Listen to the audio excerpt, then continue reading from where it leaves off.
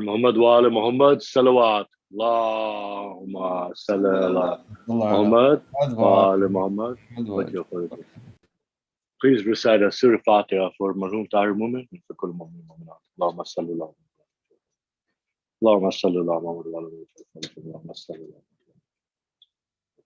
على محمد مالك يوم الدين اياك نعبد واياك نستعين اهدنا الصراط المستقيم صراط الذين انعمت عليهم غير المغضوب عليهم ولا الضالين بسم الله الرحمن الرحيم قل هو الله احد الله الصمد لم يلد ولم يولد ولم يكن له كفوا احد بسم الله الرحمن الرحيم قل هو الله احد الله الصمد لم يلد ولم يولد ولم يكن له كفوا احد بسم الله الرحمن الرحيم قل هو الله احد الله الصمد لم يلد ولم يولد ولم يكن له كفوا احد اللهم صل على محمد وعلى ال محمد.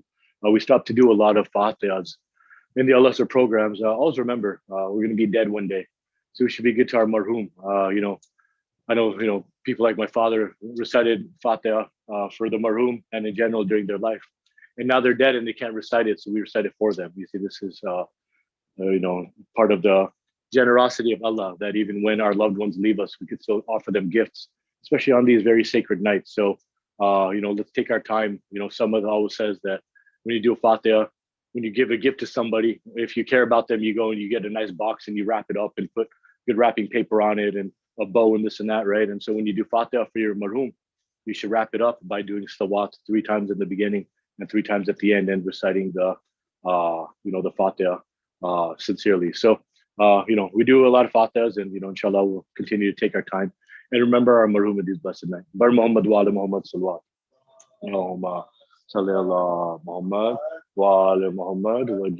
As we continue to observe the beginning of Muharram, the beginning of the new Muslim year, let's make sure that our intentions are pure, because it's with the purest intentions that anything is possible. And it's with the purest intentions that you receive the maximum benefits from your work. So let's pray that Allah purifies our intentions if they're not already pure, and keeps any arrogance out of our heart, any jealousy out of our heart, or any sense of deserving out of our heart. What we're doing in these nights is for the love of Imam Hussein, Prophet Muhammad, the love of Allah. And it is an honor for all of us to sit here and listen to the speeches. Maulana Sayyid Bilgrami Sahib, listen to the beautiful poetry. Brother Jawad, brother Dosa, brother, Muhammad, they all have, beautiful poetry and beautiful voices that they share with us. It's our pleasure to listen to Hadith Kissa. And so let's ask that Allah increases our piety and increases our humility and increases our strength so we could do more about it. When it comes to Ashura, we should be exhausted from the amount of ibadat and the amount of remembrance and dua that we've done. And so Allah, please increase our strength and increase our emotional and our mental and our psychological capacity so we can push ourselves for the Imam and come out of these 10 days of Muharram with our lives changed and with the feeling, as Hazrat Ali said in Hadith Kissa, that we are all winners, feeling of victory in this world and in the hereafter because of our deeds. And Ya Allah, please accept our deeds. And when our deeds are accepted, present them to Bibi Fatima Zahra, the remembrance of her son, and ask her to hold on to them for us until we need them the most on the day of judgment. So let's look into ourselves and make sure that we're giving these 10 days everything we can. Bar Muhammad wa ala Muhammad sallallahu. Allahumma salli ala Muhammad wa ala Muhammad. A couple quick announcements. Tonight we're doing the Mehndi for Janab Qasim. And tomorrow we're doing Hajri for Hazrat Abbas, Hajri and Besta Khan. And on the 10th Muharram we do the Amals for at the night we do the Amals for Shab Ashura. The morning of Ashura, starting at 10:30, we have live Amals in person. The Hajris in person. Tonight's Mehndi is in person. If anybody wants to hold an alam or be part of the commemoration of Imam Hussein, show up or give one of the volunteers a call if you don't know where to come to, and we can all get involved. So inshallah, we'll see you guys, especially on Ashura, 10:30 a.m. Amals, 2:30 p.m. at Robinwood Park on Springdale and Graham, right by Marina High School. We're going to start the Jalus, walk about a block and a half, come back, tell the story of Imam Hussein in English, do ziyarat, and have Faka Shikni. After that, there will be a kids program. If any kids like to participate, more than welcome. And after that, we have Sham al-Riba. That'll take us through Ashura. Bar Muhammad wa ala Muhammad sallallahu. Allahumma salli ala Muhammad wa ala Muhammad wa So today's program, we're going to have Hadith Kissa, followed by some poems and, so some commemoration of Janab Qasim. And then we'll have our Marcia program, uh, English speech, Urdu speech by our main speaker, Maulana Sayyid Abid Bilgrami Shab from Hyderabad, India. He's going to be enlightening us. His majlis are always fantastic, but these 10 days, have been really, it's been a pleasure to listen to the majlis. So I'm really excited about tonight's. And then after that, we'll have our Noha program. We will be taking alums that will be live, doing the alum ceremony, which will be live streamed as well. And then Noha and Ziyarat. Bar Muhammad wa ala Muhammad salawat. Allahumma salli ala Muhammad wa ala Muhammad wajjal farajum. And now, after a loud salawat, let's recite a Surah Fatiha for the family of Muhammad Raza and for Kul Mu'minunat and brother Muhammad Raza Bhai will be reciting Hadith Qissa for us. Bar Muhammad wa ala Muhammad salawat. Allahumma salli ala Muhammad wa ala Muhammad wajjal farajum.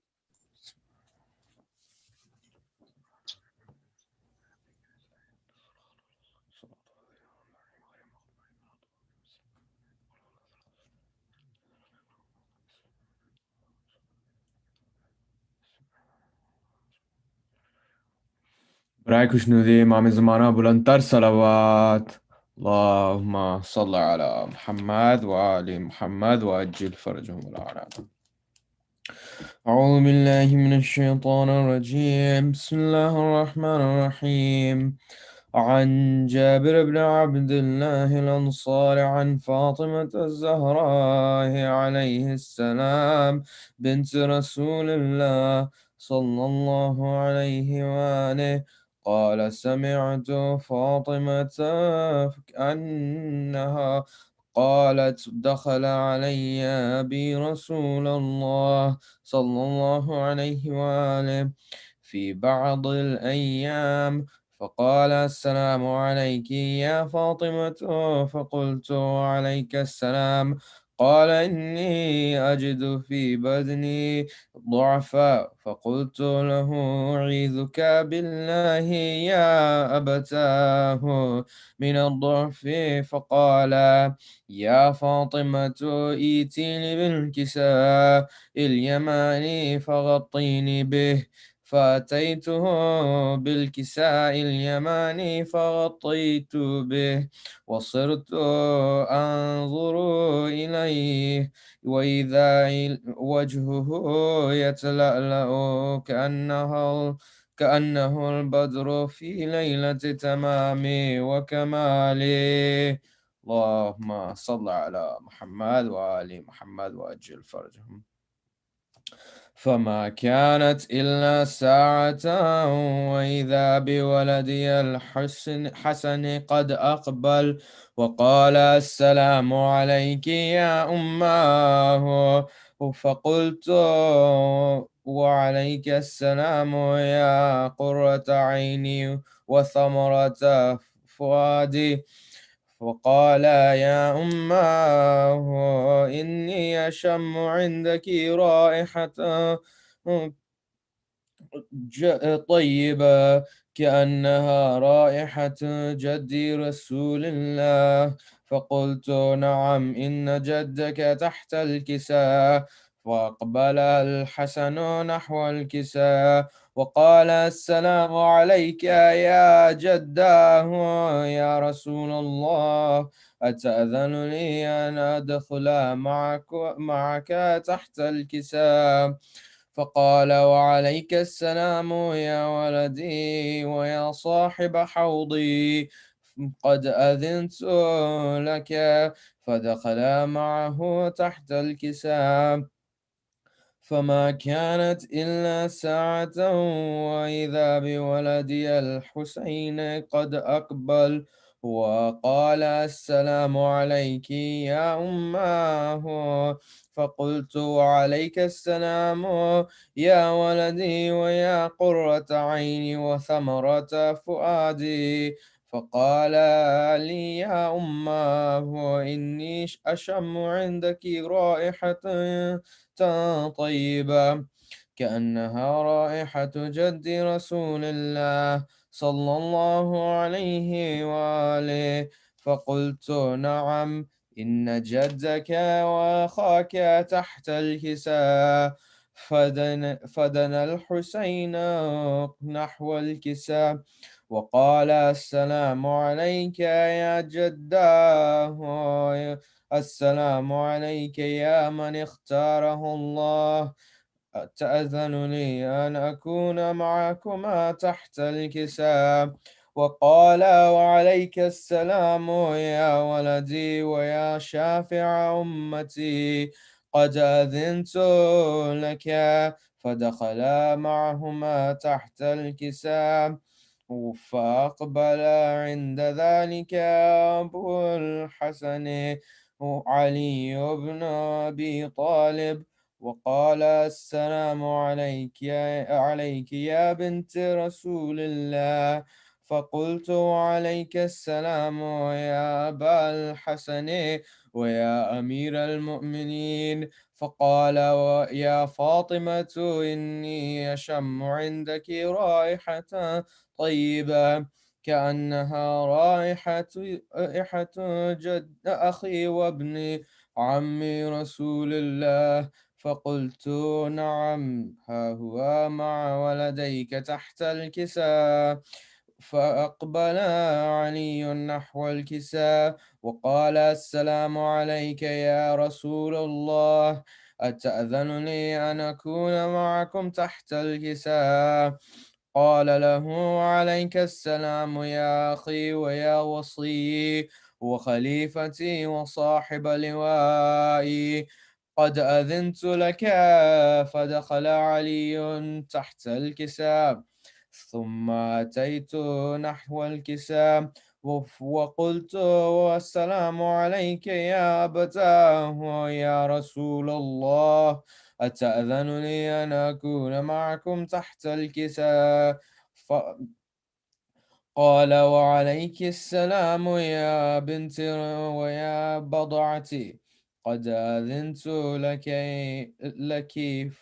فدخلت تحت الكساء فلما اكتملنا جميعا تحت الكساء أخذ أبي رسول الله بطرفي الكساء وأومأ بيده اليمنى إلى السماء وقال اللهم إني هؤلاء أهل بيتي وخاصتي وحامتي، لحمهم لحمي ودمهم دمي، يؤلمني ما يؤلمهم ويحزنني ما يحزنهم، أنا حرب لمن حاربهم وسلم لمن سالمهم وعدو لمن عاداهم ومحب لمن أحبهم، إنهم مني وأنا منهم، فاجعل صلواتك وبركاتك ورحمتك وغفرانك ورضوانك علي وعليهم، وأذهب عنهم الرجس وطهرهم تطهيرا. اللهم صل على محمد وآل محمد وأجل فرجهم. فقال فقال الله عز وجل يا ملائكتي ويا سكان سماواتي إني ما خلقت سماء مبنيا ولا أرضا مدحيا ولا قمرا منيرا ولا شمسا مضيئا ولا فلكا يدور ولا بحرا يجري ولا فلكا يسري إلا في محبة هؤلاء الخمسة الذين هم تحت الكساء.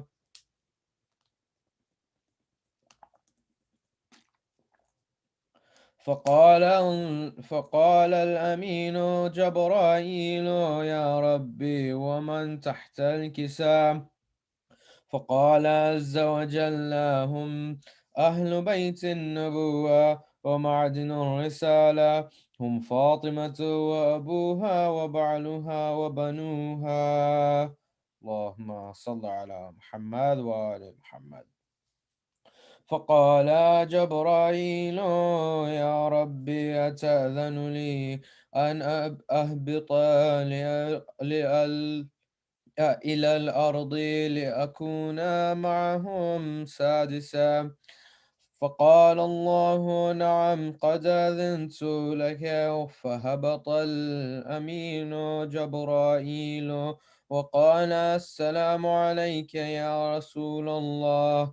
العلي الأعلى يقرئك السلام ويخصك بالتحية والإكرام ويقول لك وعزتي وجلالي إني ما خلقت سماء مبنية ولا أرضا مدحية ولا قمرا منيرا ولا شمسا مضيئة ولا فلكا يدور ولا بحرا يجري ولا فلكا يسري إلا لأجلكم ومحبتكم.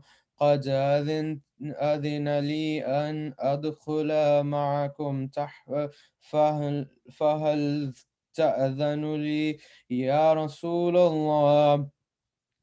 فقال رسول الله وعليك السلام يا أمين وحي الله إنه نعم قد أذنت لك. فدخل جبرائيل معنا تحت الكساء فقال لأبي إن الله قد أوحى إليكم يقول إنما يريد الله ليذهب عنكم الرجس أهل البيت ويطهركم تطهيرا.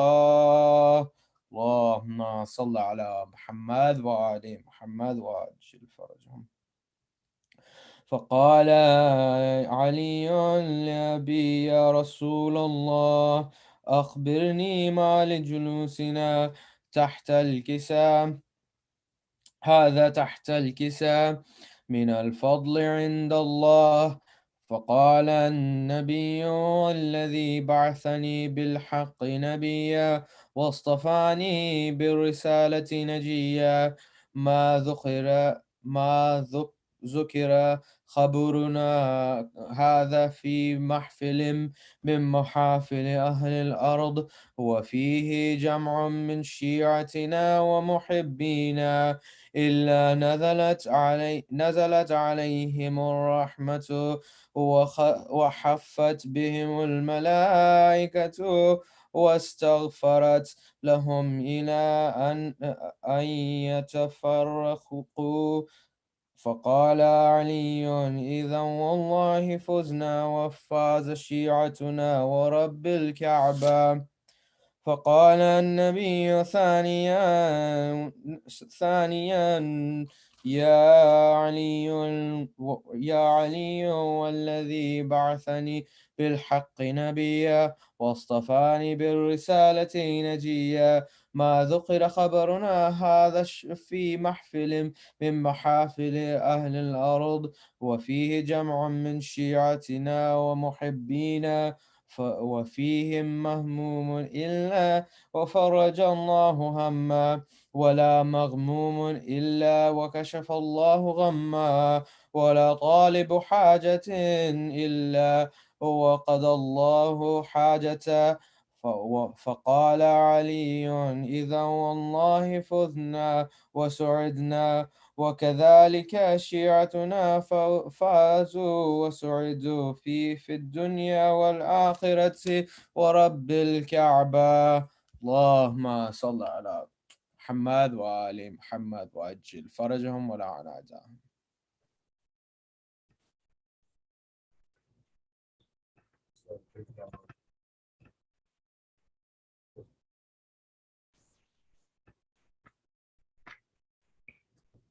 I'm going to be reading a poem for Janabe Qasim. Allahumma salli ala Muhammad wa ali Muhammad wa ajil. Shah Qasim, O Qasim, the son of Hassan. He was the bravest at 13, trained by Abbas and the grandson of Ali. He was sacrificed before he could reach 14. For 3 days he had been thirsty. He asked for permission from his uncle to fight the evil regime. He said this death would be sweeter than honey. He wanted to fight for Hussein, Islam, and al-Karim.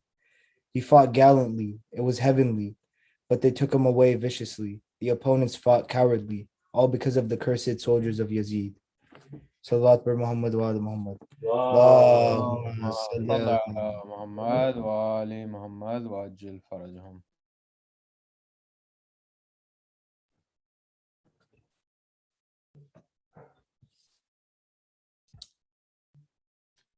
Assalamu alaikum. I'm going to read a short story about Shab Qasim. It's called The Last Night. Bismillah. Hussein became extremely distressed when he heard sounds of lamentation from the woman's tents. It is Puppy John, Ali Akbar said with restraint. She has been really agitated for some days now, but today she is extremely troubled and tense. She dozed off for a short while, and God knows what kind of dream she saw, because she woke up with a start, started weeping, and ever since then she has been pacing slowly, barefoot, with her head uncovered. When I asked her, Puppy John, what does it matter? She rested her head on my shoulder and began to sob. She said, my child, pray that God takes me before I suffer the sorrow of losing my brother. I pray that someone takes my life, and I pray my brother lives long. Ammi John is also distraught. Her tears flow unceasingly. Baba, please go and comfort her. She will feel reassured when she sees you. The Imam immediately went to the woman's tents. On seeing his sister's drawn face, drained by thirst, Hussein became despondent. This was the same 5-year-old girl who had clung to her brothers dejectedly at the passing of their mother. The moment she saw her brother, all Zainab's sorrow seemed to fade away. She ran and fell at his feet. Her brother lifted her and held her to his bosom. O daughter of Ali, what have you done to yourself? Head uncovered, hair all disheveled, layers of dirt on your face. Have you already started to mourn for me? I am still alive. When the time comes to weep, you can cry to your heart's content. If this is how you feel right now, then how will you bear the pain when my throat is slit with a dagger? My dear brother, I feel delirious, as if I am suffocating. I feel like I am dying, but death does not come to me. Do not fret. The day has yet to dawn. Keep your faith in God, Zainab. If death is my fate, then nothing can prevent it. Perhaps some assistance will come to us from the beyond. Why are you so sure that your brother will be killed? May your misfortune befall me instead. May Allah protect you from all calamities. I wish upon myself all the troubles that are meant for you, and I may be the one to die. May Allah prevent me from seeing your children become orphans and Bano a widow. If you are so distressed, then my children will be lost. They are so close to you. They depend on you. If you give up, they will not be able to survive this ordeal. I try hard to remain calm, but I cannot control my anxieties. All kinds of fear assail me. All kinds of misgivings rear their heads. May your enemies be doomed. Whenever I think about being separated from you, this house that is so full of people suddenly appears desolate. Every moment I hear death rustling its feathers, I feel as if someone is coming to bind my wrist with ropes. Some ill-mannered, shameless person is pulling the chadar off my head. If I doze off for even a minute, I see our grandfather looking anxious and apprehensive. I see Amma John, her head uncovered, weeping bitterly. She says to me, "Oh daughter, how can you sleep so peacefully when death is circling over my beloved son's head? He will live for this one night only. This is your love for your brother?" For many days now, Baba John has been appearing in my dreams, his robe drenched in blood, his forehead covered with the perspiration of death. He says to me, "Zainab, wake up, for you are not fated to sleep. And when Hussein falls asleep, do not sleep then." Startled, I wake up. I'm afraid to even blink now. Brother and sister were in the midst of exchange when Sakina suddenly came in looking for her father. "Baba John, where did you go? I can't sleep without you." The whole world is asleep, but Sakina stays up. She's still awake when the morning star rises. "Please, Baba John, help your Sakina to sleep. I don't know where sleep has flown. Sand irritates my eyes and I can't close them. If you have finished talking to Puppy John, then please hold me in your lap for a little while." The Imam picked up the trembling, shivering little girl and held her close to his chest. "My little nightingale, how beautiful your voice is. Honey drips from your lips. Why can't you sleep, my precious one? Now that I am in your arms, I am feeling drowsy. But my dearest one, this is not a good habit. You should sleep with your mother sometimes." Amma has no time. She paces all night with Oscar in her arms. He never stops crying. Hussein felt as if someone punched him in the chest, but he restrained himself and said, "Then you must try to get in the habit of sleeping on your own." "No, I'll sleep with you." "But I'm not there. How will you hold against my chest and put you to sleep? Are you leaving me? If I have to go, then yes. You are grown up now, you understand. Years of togetherness can suddenly vanish. Caravans are looted and scattered. When I was separated from my mother too, I was very young. I used to snuggle up next to her or I was unable to sleep. When she left us, no amount of crying or lamenting helped. She had to go, so she went. No one's mother and father lives forever. Children also die, so I will simply die. The Imam was silenced. If you do not let me sleep with you, I will stay awake until I die. With these words, Sakina dozed off in her father's lap. Hussein took her to Bano's tent. She saw the Imam and stopped pacing. If he had not held her, she would have fallen on the sand with the baby.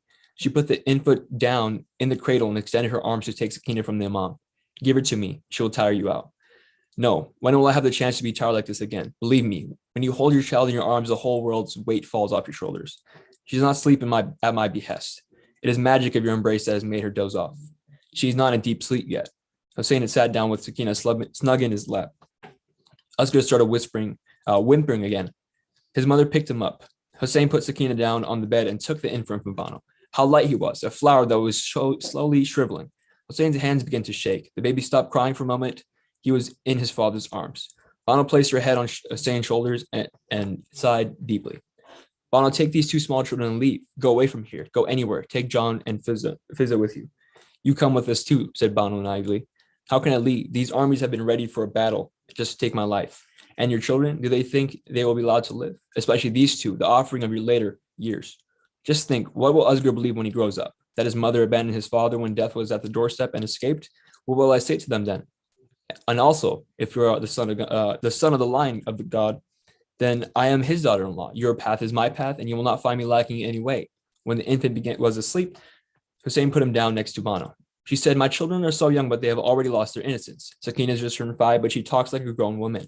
I told her, my princess, don't cry. And she said, I don't want to cry. These tears flow out on their own. Why does Baba not come? Why do tears come? I don't like these tears. They don't stop even when I close my eyes. They are afraid when they see Baba, but Baba doesn't come. And I know why he doesn't come. I asked her, why doesn't he come? And she replied, he gets sad when I ask for water. That's why he doesn't come. If my crying disturbs you, then I'll cry quietly. When I hear her talk like this, I feel scared. Such perceptive children don't live long. The Imam returned to his tent with his heavy heart. Qasim ibn Hassan was questioning Abu Fazl Abbas about something, but as soon as he saw the Imam, they stopped. One by one, the Imam spoke with those who were present about the pleasant moments spent in the past, the happy past, the joyful times when his grandfather was alive. Meanwhile, Qasim continued to look at his uncle with questioning eyes. It seemed although he wanted to ask him something, but couldn't pluck up the courage. What does it matter, Qasim? The Imam leaned over and inquired. I wanted to ask you something, but my courage fails me. Why do you hesitate? The Imam loved his nephew. He was his nephew as well as his son-in-law. Honoring his brother's last wish, he had arranged the nikah between Qasim and his daughter, Fatma Kubra. He was like a father to the young man, and never before had Qasim exhibited such reserve. The Imam signaled to him to come closer. Do you want me to ask you something? You look like the very image of a question, but you do not speak. Does this deference mean that you're now angry with your uncle? For many days now, I've been trying to ask you something. Qasim felt silent. Then why do you not ask? I am afraid of the answer. If you are afraid, then there is no need to ask the question. Qasim looked perplexed. When the Imam discerned faint smiles hovering on the faces of Abbas and Ali Akbar, he realized that the older men were teasing young Qasim. He smiled and said, do not pay any attention to what these two are saying. Ask me what you want to without hesitation.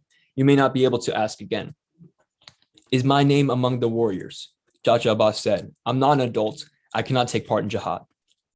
Abbas is right in saying you are not of age. But whether or not you have the right to jihad is something that has not been decided yet. This is a matter that needs some thought.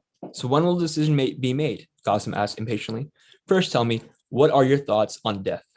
Qasim replied, death is more satisfying than the slumber of a tired, weary traveler. It is sweeter than honey, provided it come after a jihad carried out on the path of truth. Well then, it is decided. You are mature and you have the right to jihad. The bloom of spring spread across the boyish face of young Qasim, who had not drunk a drop of water since 7th of Muharram. He looked at Abbas and Ali Akbar proudly and then broke into a laugh. But remember, this is no ordinary jihad, said Hussein. This is not a battle between two armies. A powerful and cruel force has surrounded a handful of peace-loving people and has made preparations to kill them. For this reason, the terms of jihad do not apply here.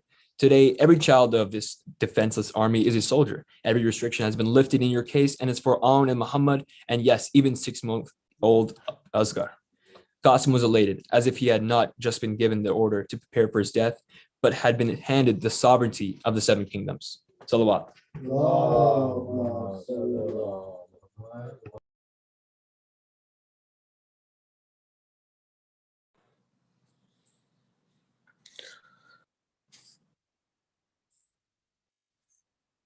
Sakina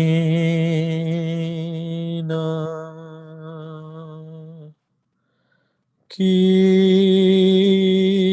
सदा है। अरे ओ शाम वालों, अरे ओ कूफे वालों, अरे ओ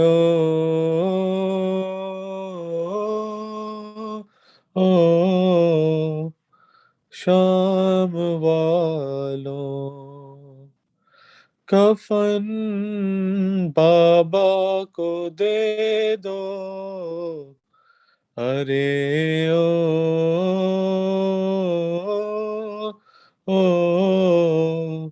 शाम वालों, अरे ओ कूफे वालों, मेरे प्यारे जो अम्मो आज होते, कभी ना इस कदर मजबूर होते।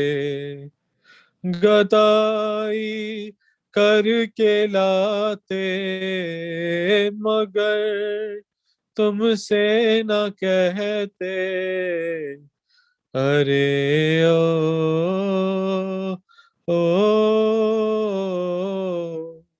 शाम वालों, कफन बाबा को दे दो।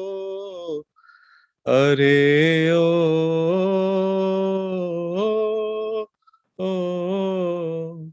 शाम वालों, अरे ओ कूफे वालों, चचा का सर ये नेज़े से हटा दो।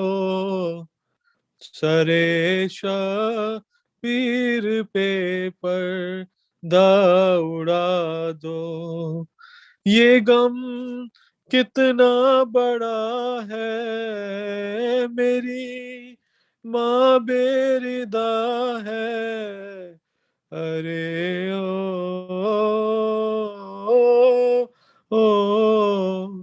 शाम वालों, अरे ओ कूफे वालों, मैं खातून ने जिना का आईना हूँ। रसन बस तासीरो बेरिदा हूँ। मेरी जानिब ना देखो, मेरा कुर्ता फटा है। अरे ओ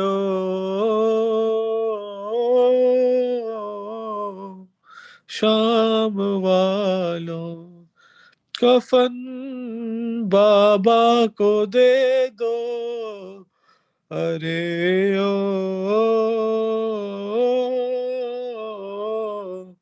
शाम वालों, अरे ओ कूफे वालों, वो सीना मेरे बाबा का कहाँ है। सुना है बरसरे दे के तपा है। नहीं हाय वो सीना, कहाँ सोए सकीना। अरे ओ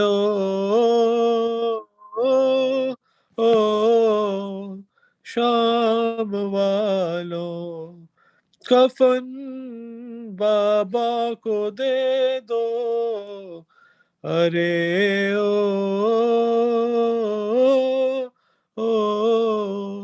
शाम वालों, अरे ओ कूफे वालों, मेरे घर की कनीज़े बारिदा है। कयामत हो गई हम बेरिदा है, सितम कितना बड़ा है, फुपी का सर खुला है, अरे ओ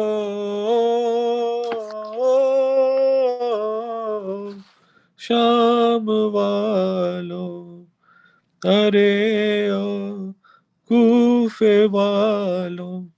सलवात सल्ले अला मोहम्मद व आले Mohammad वअज्जिल फरजा।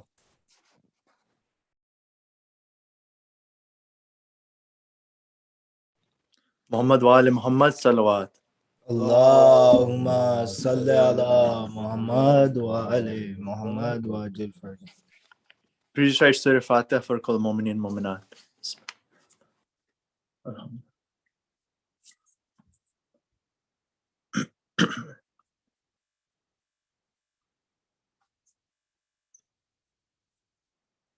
Allahumma salli ala Muhammad wa ali Muhammad wa ajil farajahum.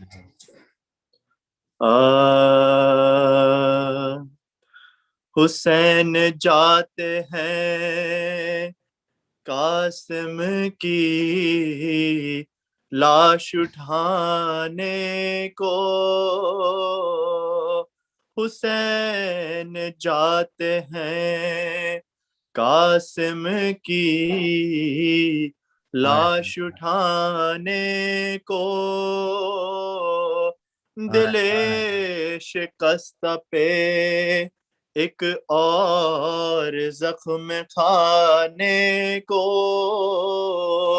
एक और मंजिले सब्र और रिज़ा बढ़ाने को, जिगर के टुकड़े बयाबां से चुन के लाने को, जिगर के टुकड़े बयाबां से चुन के लाने को, नहे का रहलते कासिम का कुछ मलाल ने नहीं, लरज रहे हैं कदम दिल मगर निढाल नहीं, लरज रहे हैं कदम दिल मगर निढाल नहीं, बड़े जो गैस में शब्बीर सुए फौज जफा, अली की तेग ने एक हश्र कर दिया बरपा, उधर को मुड़ गए घोड़े जिधर को मुंह उठा, पड़ा था भागती फौजों की राह में लाशा, पड़ा था भागती फौजों की राह में लाशा, किया जो फिर के सवारों ने रुख सुए कासिम, सुमो से घोड़ों के पामाल हो गए कासिम, सुमो से घोड़ों के पामाल हो गए कासिम, करीब लाशे कासिम जो पहुंचे सरवरदी, तो ऐसे हाल में आया नजर वो जिसमें हंसी, कि छोड़ दे तो आ ही सका ना दिल को यकीन, कहीं तक कुछ ला हुआ जिसमें दस्तो पार से कहीं, कहीं तक कुछ ला हुआ जिसमें दस्तो पार से कहीं, एक आह भर के शहेदी ज़मीं पे बैठ गए, जहां खड़े थे लरज हाय हाय कर हाय वहीं पे बैठ गए, हाय जहां हाय हाय। खड़े थे लरज कर वहीं पे बैठ गए। लबों पे सब्र की बंदिश थी, दिल में हाशर बपा, उठाए बड़ी के जमीन से कटे हुए आजा, न जाने कैसे तने मुनतशिर को जामा किया, अबा में रखे उठाया जनाजा कासिम का, अबा में रखे उठाया जनाजा कासिम का। लरजते हाथों पे जैसे पहाड़ उठाए हुए चले हुसैन, सुए खैमा सर झुकाए हुए चले हुसैन, सुए खैमा सर झुकाए हुए।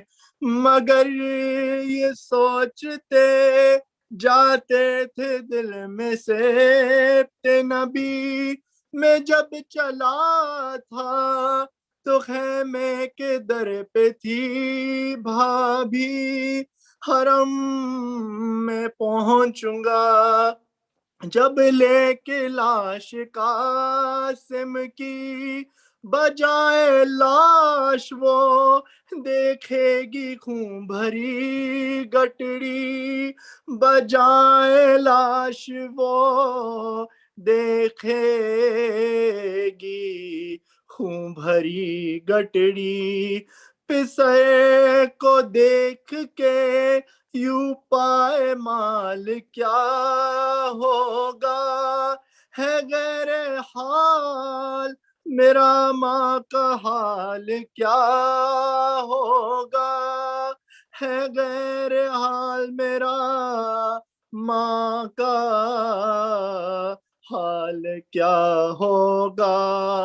हरम में पहुँचे तो देखा के हश्र है बरपा, बिलक रही है सकीना खामोश है कुबरा, तड़प के माने सुए लाशाए पिसर देखा, जिगर को थाम के बोली क्या हुआ भैया, जिगर को थाम के बोली ये क्या हुआ भैया।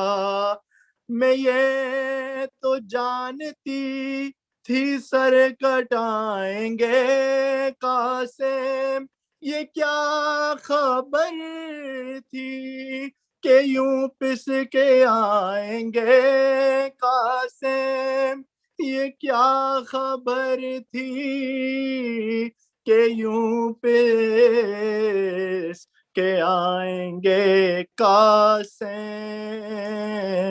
हुसैन जाते हैं। मोहम्मद वाले मोहम्मद सल्लल्लाहु Muhammad wa ali Muhammad wa ajal farajhum. Please again recite Surah Fatiha and 3 times Surah Ikhlas for Kullu Mu'minin Mu'minat, especially Tahir Mu'min.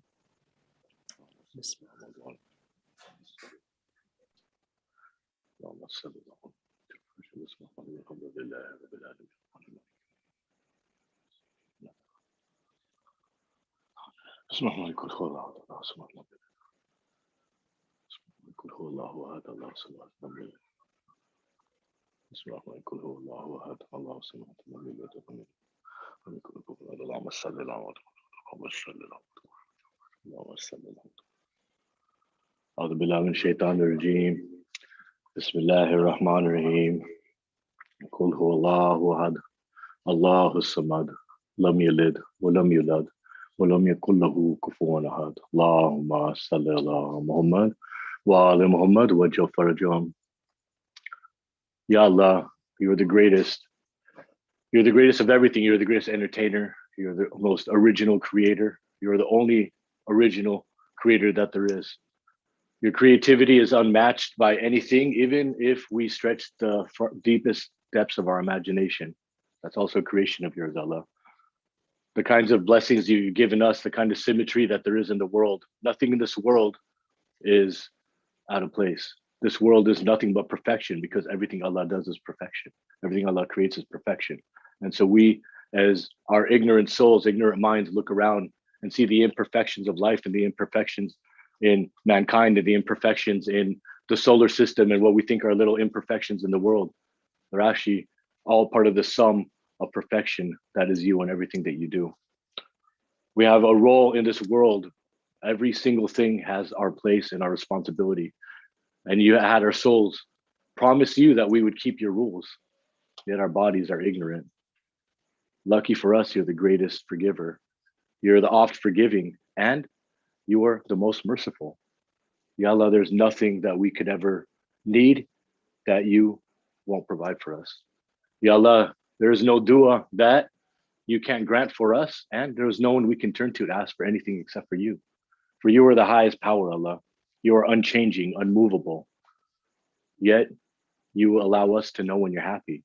Yet you told us things that bring you displeasure, and you allow us to witness your displeasure, even though you are unchanging. You see, Allah is uncreated. Things like happiness and anger, these are created things. Allah created these. So Allah cannot exhibit happiness, nor can Allah exhibit anger. Yet Allah allows us to understand what makes him happy and how we can please him. And when we turn to please Allah, Allah, you listen to our praise, you accept it. You accept it, and that praise helps us. It doesn't help you because you need nothing for us, so you give us everything we want. Ya Allah, we're going to continue to ask you for all of our needs. And inshallah, we're going to turn to you and remember our many, many, many bad deeds. And we're going to ask you for forgiveness for all of them. So on this night, the 7th night of Muharram, Ya Allah, we've been praying for a week now. Inshallah, today will be the day that you will send us blessings and grant us forgiveness. But not just any blessings, Allah, and not just any forgiveness. We want the kind of blessings and the kind of forgiveness that you only give to those who on our behalf, you will shower blessings on Prophet Muhammad and the family of Prophet Muhammad. Salawat. Allahumma salli ala Muhammad wa ala Muhammad wa jal farajahum. No, Allah is unchanging. Allah needs nothing from us.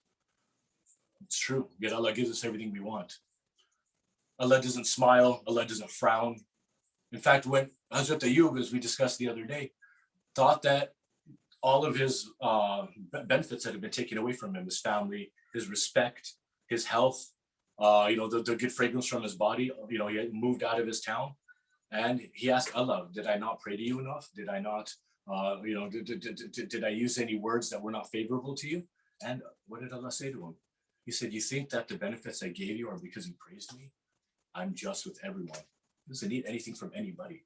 Allah doesn't need anything from anybody, nor anything. Allah is he who needs nothing, yet gives everything, right? Even the knowledge Allah has is uncreated, because nothing about Allah is created. Allah is uncreated. Allah is unchanging. Hazrat Ali says in his first sermon in Najib al-Akhir, he said, do not assign parts to Allah, because if you assign parts to Allah, then you numbered it. Allah is one. So if you say Allah is kind, Allah is forgiving, right? To say these things are to attribute qualities to Allah and make these things a part of Allah, which they aren't, because Allah has no parts, right? And the reason why I'm bringing this up, and I keep stressing on this, is as humans, for example, Hazrat Ibrahim, when he built the Kaaba and he called people to pilgrimage, he said, this is the house of God. Come pray at the house of God. So after Hazrat Ibrahim passed, people continue to this day to pray from the house of God, and pray at the house of God. But for a while, people, when they came to visit God at the house of God, God wasn't there. So what did they do?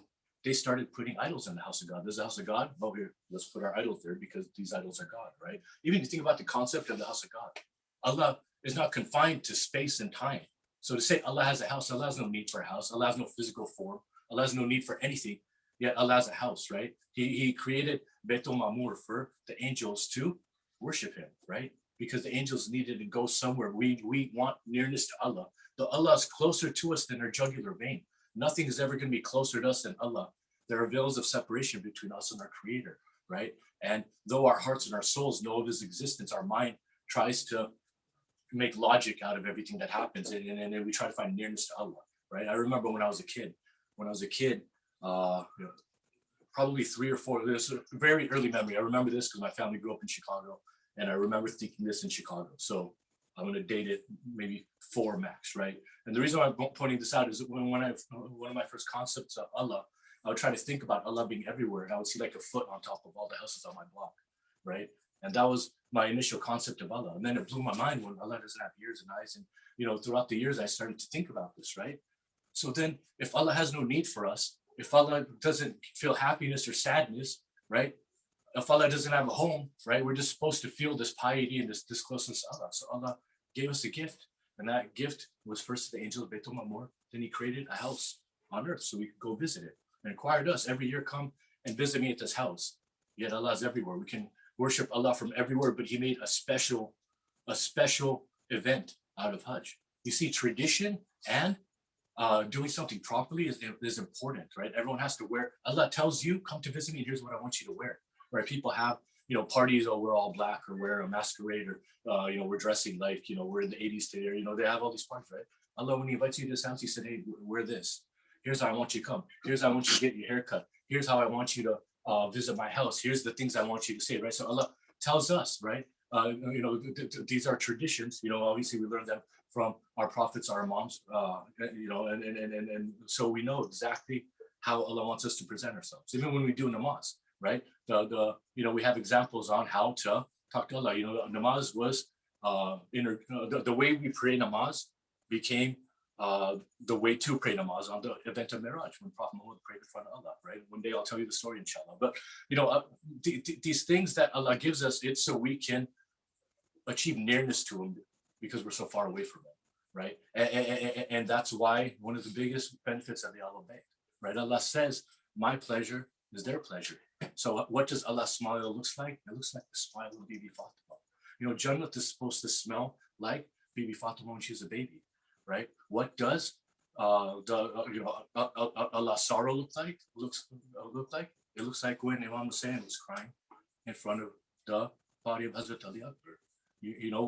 What does Allah's displeasure looks like? It looks like when Imam Musa Qasim was moved into a more luxurious prison, because the one he had, he was hunched over and he couldn't even sit straight. So he moved to a luxurious prison that happened to be under the courtyard of the Khalifa, and he wanted to get moved back to the other prison. Why?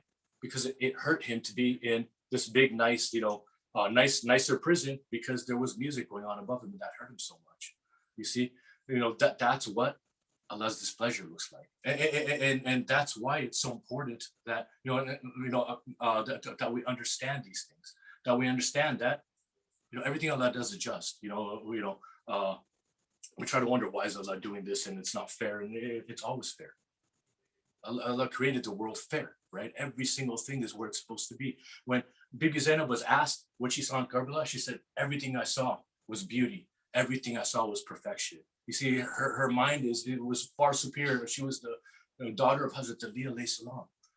Imagine the kind of mind she had, and the kind of concept of Allah in the world. And she looked around and saw this perfection that we can't see, right? Looked around and saw Allah's perfection in everything that happened, right? The angels didn't understand why man on earth, and Allah said that this is the creation that's going to love me more than anything. The most perfect love for Allah is by all this, this destruction that mankind brings upon themselves is all part of Allah's perfect world and perfect love, perfect creation of everything, right? And so, as I said, acknowledging tradition, acknowledging, the way to do Hajj, acknowledging the way to do namaz, right? We don't just pray, we pray this way, right? We know how to do each and everything, right? And we learn this from the, from the imams mostly, right? Because that's the difference, the imamat and prophecy, right? The prophets brought the message. Message is completed with Prophet Muhammad. And then when the message is completed, here's how you practice the religion. That's what the imams were. They didn't bring new rules. They showed us how to practice the rules. And they showed us in the face of everything you do, you still practice your rule, right? And that's what Karbala was in the face of everything you do the best you can to earn the most sawab, to please Allah the most, right? And Allah made it very easy to understand what pleases and what doesn't please. You know, think about this. If Shaitan challenged Allah and said, I'm going to turn mankind against you, right? I'm going to turn mankind against you. What does that mean? That means it's challenging Allah. He said, you think mankind is perfect? I'm going to make them all go to hell, right? So now you look at it from a winning and losing standpoint, okay? What if Shaitan makes 20% of the mankind go to hell? Did he win, right? Well, what's considered a win, right? What if he makes half of the people go to hell and Allah makes half? You see what I'm saying? So there's no way that Allah's not going to forgive people. There's no way that people aren't going to turn to Allah. There's no way that Shaitan is going to end up having challenged Allah and won. That's impossible. And if that's impossible, then that shows you the mercy of Allah and the love of Allah, because we do ridiculous stuff for our own thinking it's helping us, it's hurting us, right? We do this all the time. And so Allah shows us how to get into Jannah. He made it easy, right?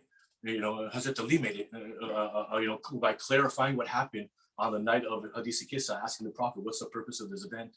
The Prophet telling him, right, making it very clear that, you know, Allah created the world for us. Allah created the world for us. So if you please us, right, if you please us, you're a winner in this world and in the hereafter. Hazrat Ali didn't say you're almost there. He didn't say, no, you know what, you're close. He said, we're winners. Us and our followers, the people that remember this event, are winners here and in the hereafter. Winners, right? And made it easy, right? And that's why we recognize y'all a bit. And then on top of that, okay, so then on top of that, Bibi Fatima said, see, when the day Imam Hussein was born, Hazrat Jibril came down and he told Prophet Muhammad the way that Imam Hussein would die. And the first thing that Prophet Muhammad said to Hazrat Jibril, he said, please don't tell Fatima. He said, please don't tell her, because he wanted to tell her himself, because he didn't want to break her heart on what would happen to her son, right? So Bibi Fatima asked him after Prophet Muhammad told her what would happen. She said, will Ali be there? He said, no. So will I be there? He said, no. Will Hassan be there? No. So then who's going to be there for my son? Who's going to be there for my son? And Allah promised her that I'm going to create a nation of people that will always be there for your son, that will always cry for your son, that will never forget your son. And Prophet Bibi Fatima, see, she is the lady of heaven. It was her light that was stretched to create heaven. Is her, that's her home. That's her place, right? That's guaranteed on Bibi Fatima, right? There's no heaven without Bibi Fatima. She said, I'm going to wait for every single person to get into heaven that cried for my son, and then I'm going to go. Do you see how easy everything starts to make once you understand that everything that is important in our day-to-day is really unimportant in the grand scheme of things, right? The only thing important is Allah's pleasure. What's Allah's pleasure? What's Allah's pleasure? Pleasing the Allah Bayt, right? Please Prophet Muhammad, you please Allah. Please Bibi Fatima, you please Allah. Please Hazrat Ali, you please Allah. Please Imam Hassan, you please Allah. Please Imam Hussein, you please Allah, right? No, you know, and cry for Imam Hussein. And Bibi Fatima will hold on to that. Bibi Fatima said it's true, right? There's no doubt. There's no doubt. If you ever are standing in judgment and you cry for Imam Hussein, right? Ask Allah, where is my ticket to Jannah? Bibi Fatima said this. Allah sent clothes to Bibi Fatima because she told her son that the tailor was on the way. You know, the story of Abid, right? And you know, everything Bibi Fatima says is kun fayakun. Bibi Fatima says, and it is, right? That is the personality of Bibi Fatima. And that's why it's important that she said this, and it's important that we understand that that's how simple everything is, right? This is how simple everything is, and that's why, you know, and then there's a tradition to it. So we need to mourn for Imam Hussein, right?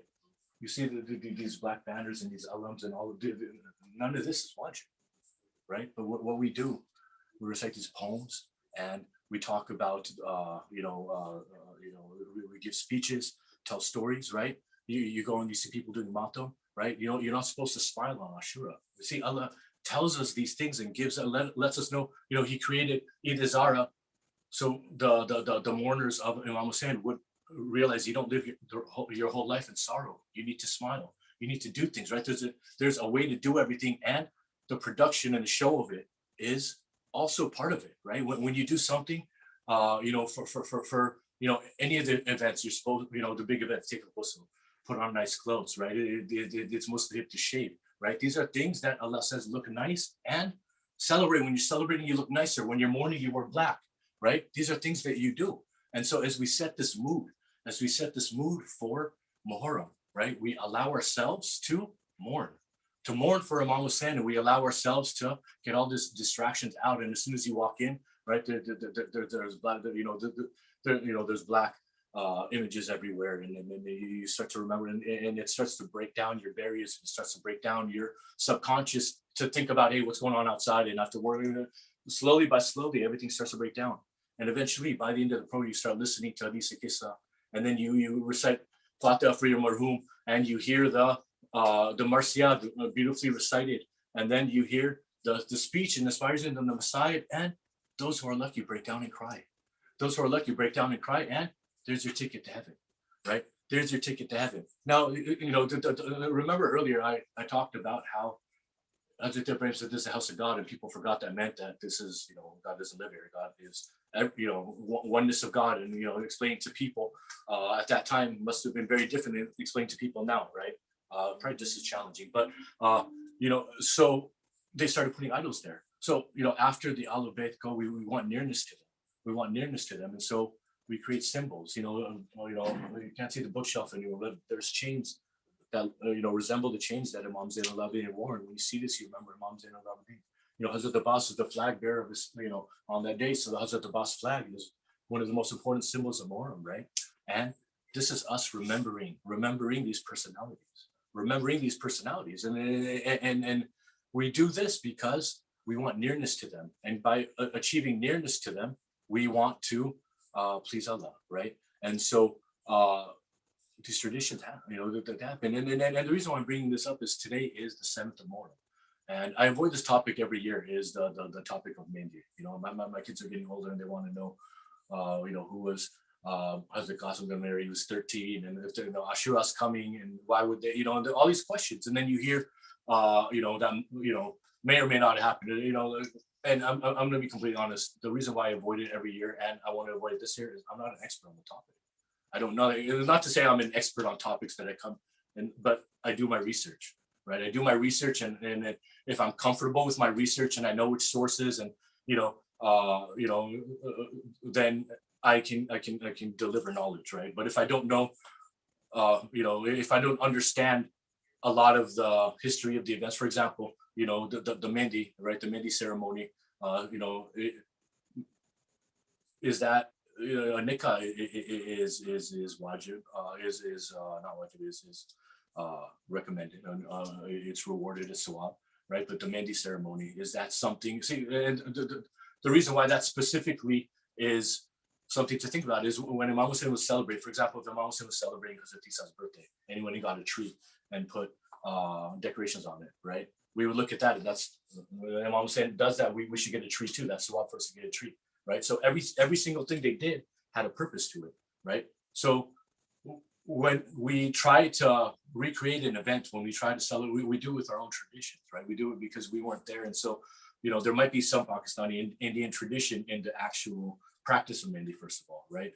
So I can't refute that, and I don't have any information that I could say, okay, this clarifies it on how they did. There's stories. There was no water that day since 7th Muharram. This is the last day that the Shaheed Karbala had tasted water until their death, right? These young boys had not tasted water from this day until their death, right? And so some of the stories say that on the day the Mehndi, Bibi Zainab wanted to mix the Mehndi, and so she used her tears because they didn't have water. It may not, I don't know, right? I can't tell that, but I can tell you this: is getting married is sawab. It's a lot of sawab. Once you're baligh, right, you're supposed to get married, right? People wait. We want to wait to have kids. Maybe you're not going to have kids for other reasons, right? So you can't plan these things. I'm going to wait till I get my job to get married, and maybe never. There's a number of things, but getting married young, getting married right away is so much sawab. It's so much sawab, right? That Allah lets us have 4 wives, go get 4 times the sawab, right? So marry often. No, but this is recommended in Islam, right? Is getting married, right? And so the story is that Janabi Qasim, right? Janabi Qasim is Imam Hassan's son. And Imam Hussein's daughter, Fatima Kubra, that means bigger Fatima. Fatima Sughra was left in Medina. Fatima Kubra is, older Fatima, like Ali Akbar, Ali Asr, big Akbar, big Ali, little Ali. That, so Fatima Kubra, Fatima Sughra. So, Imam Hassan and Imam Hussein had discussed how one day their children will be married, okay? And they promised each other, right? So from that aspect, okay, a promise of a brother, we have limited time left, let me fulfill a promise of a brother. It's not that far-fetched, right? Then there's the sawab aspect of getting married. Now, also when you get married, your mate is not just somebody for here, it's for the hereafter, right? There's no death do us part, sorry, a lot of people were looking forward to that part, but that's no death do us part in Islam. When you're married, right, you're unified in this world and in the hereafter, right? This world and in the hereafter, right? And so perhaps that, could have been, a reason. And the reason why I'm pointing out these is people ask questions. They'll ask, like, oh, why didn't Bibi Zainab cry when her sons were martyred? Why did she cry? That's inhumane. Why would anybody do that? And how heartless is that?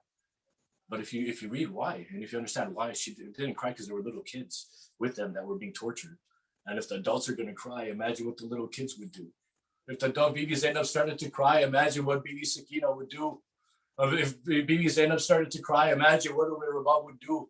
You see, and so because of their responsibility and the love they had for the kids, right? That's why on Barim, right? Bibi Zainab requested a house so the women could sit there and just cry and remember what happened, right? This wasn't because they were heartless, because their hearts were too big and they were full of love for these children, right? And so, on these days, leading up to Ashura, if we're supposed to live our life that death could happen at any time, when you have an opportunity to earn sawab, you do it, right? You have an opportunity to earn sawab, you do it. So 7th Muharram, 9th Muharram, whatever day the Mehndi happened, according to Riwayat, or, and again, I'm not saying, if you ask me why, I will recognize the Mehndi, and I'll discuss that, right? So I'm not talking around in circles. Say, I recognize the Mehndi, and that's part of how we do, our 10 days, and I'll explain why in a second, right? But if you have opportunity to gain sawab, right, you're supposed to assume that Imam could come tomorrow, we could die tomorrow, we could die today, so you go get sawab. So if they're going to recite a nikah and get sawab, you do it, right? That it doesn't matter if you're going to die in 3 days. At least that's more information than you have now that you could die in the next hour. Do you see the point I'm making? Now the third thing, and this is what I thought was maybe fourth thing, I lost count, but what I thought was very interesting was, see, Imam Hussein knew that the women were going to be prisoners of Yazid, right? And knew that Yazid was going to have his pick of the women to become slaves, right? But he also knew Yazid was very particular, right? He bougie. I guess I'm trying to think of a better word for it, but I don't like this marble. I like this marble. He was, he just was very picky about his stuff. So Imam Hussein knew that Yazid would reject taking slaves of the elder women and of the widows, right? And so he wanted, according to some of the research I did, is he wanted Bibi Fatima Kubra to present herself as a widow of Hazrat Qasim. So Yazid will not take her as so these are all good reasons on if why they could have done a Mehndi.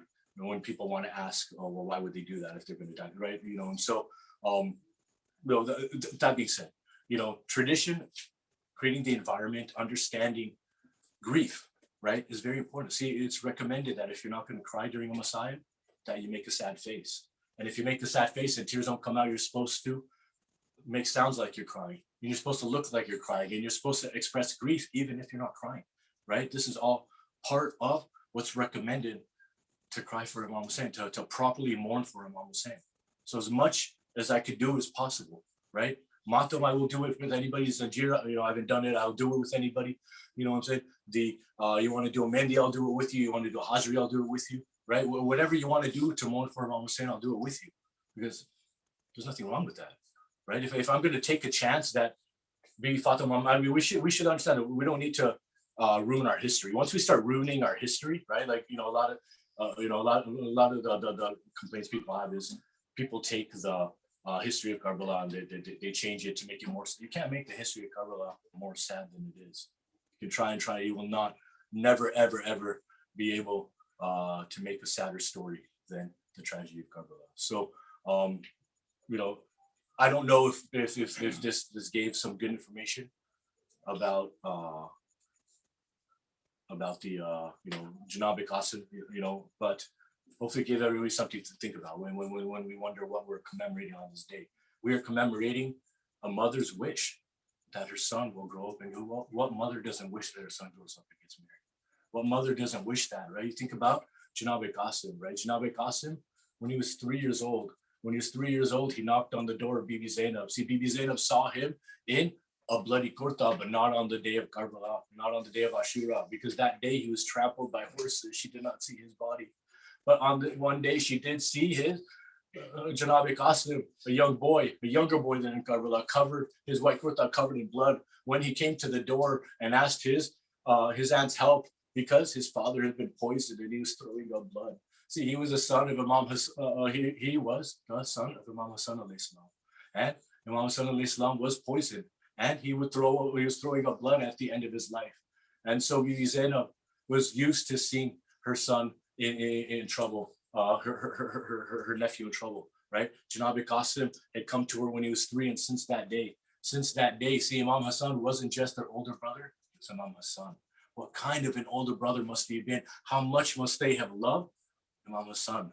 And as a result, they loved Janab Qasim, and he felt this love. He felt this love through the house, and everyone protected him more. They protected him more than anybody because that was the son of the young son of their eldest brother. Let's all protect him. Hazrat Abbas protected him. Zainab protected him. Imam Hussein protected him. Hazrat Ali Akbar protected him. Yes, he was taught fencing. He was taught swordsmanship, taught how to ride a horse by Hazrat Abbas and Hazrat Ali Akbar. Think about the kind of education he must have gotten in warfare. And on the day of Ashura, he saw the sons of Imam Hussein leave the camp, right? The age was getting younger and younger, right? At some point, Imam Hussein started to look around and say, okay, you're old enough to fight, go. Okay, I wasn't giving you permission, and now you go, because people were dying and people were not coming back. And so it started to get younger and younger. And then there were less and less people to defend the camp. So he told Hazrat Ali Akbar, he said, you can go, my son. My 18-year-old son, right? I couldn't withstand to see you leave, but you can go now. And he went, and Janab Qasim watched this. Oh no, Muhammad, the sons of Zainab that Imam Hussein had not given permission to, Bibi Zainab had come and pled with him, let my sons go. And so they were younger, and see, the age started dropping out of necessity, and so he set them out. And then Janab Qasim watched while his older brother had gone out. And when he'd come back, Janab Qasim, he all day long had been standing by Imam Hussein, trying to get his uncle's attention, trying to acknowledge me. He respected his uncle too much to go and start demanding things or even try to talk to him on this day when everybody needs him and there's so much going on. He has so much to worry about, right? So much to worry about. So he would stand there and he would try to get his uncle's attention, and Imam Hussein wouldn't look towards him. And so then Imam Hussein walked in after carrying the body, and Janab Qasim was standing there, and he asked Janab Qasim, he said, you have something to ask me? Ask me. Something ask me. You might not get the chance. And he asked him, he said, do I have permission? Do I have permission to go and do jihad? And Imam Hussein said, you're too young. And you're my eldest son's brother. I can't let you. I can't make that decision for the young son of my eldest brother.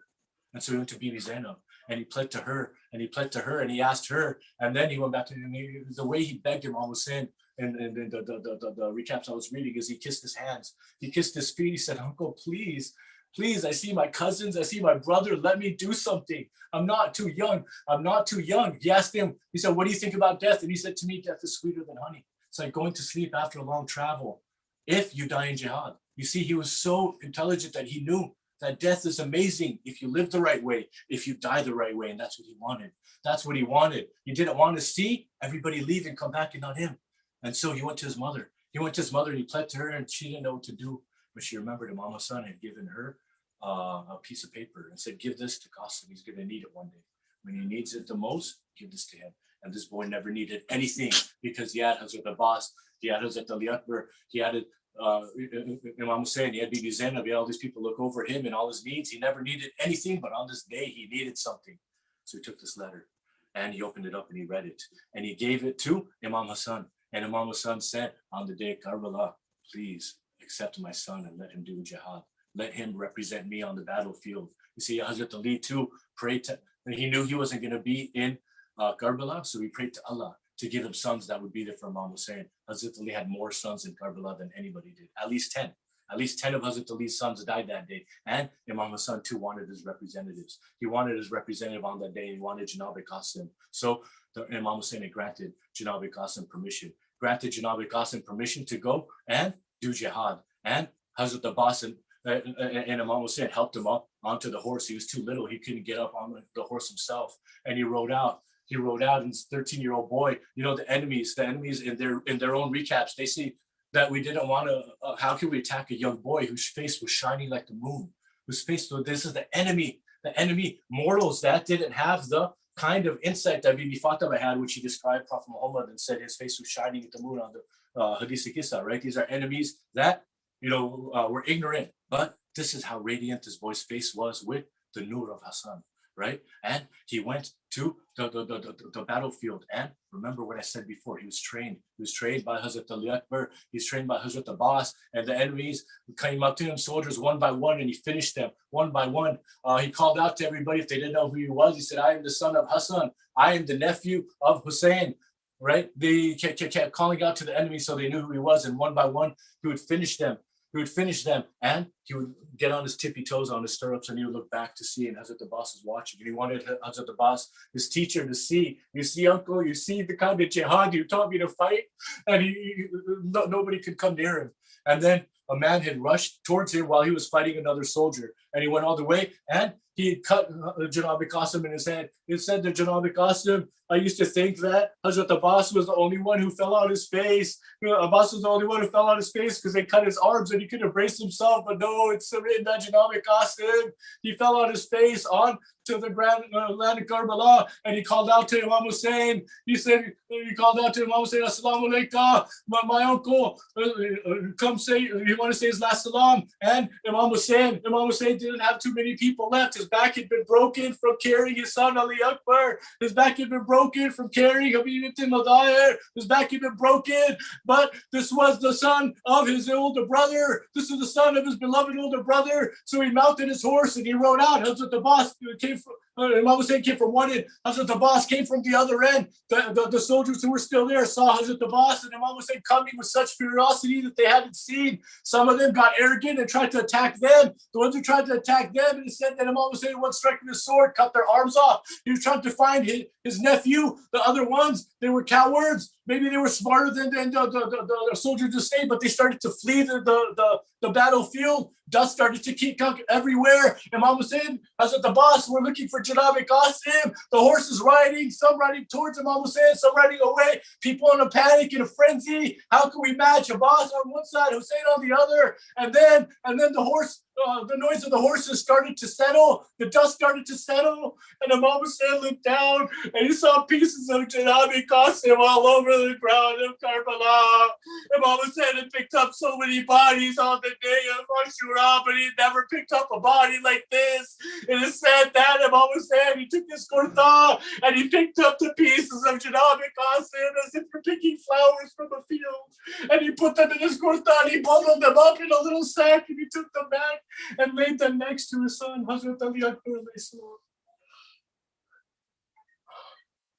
Condolences to you, Bibi Fatima. Please accept our ibadat, accept our remembrance of your son. Please increase our knowledge and our opportunities to earn heaven during these 10 days. Bar Muhammad wa ala Muhammad salawat.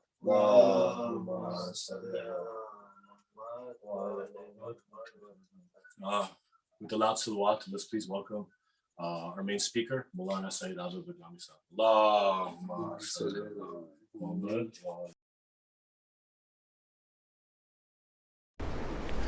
औज़ुबिल्लाहि मिनश्शैतानिर्रजीम बिस्मिल्लाहिर्रहमानिर्रहीम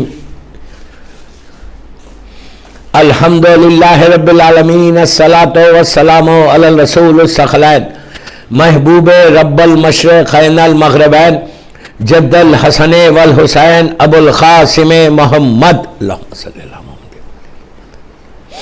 व अला अहलि बैतिही तय्यबीन अत्ताहिरीन अल मासूमीन अल मज़लूमीन बिस्मिल्लाहिर्रहमानिर्रहीम।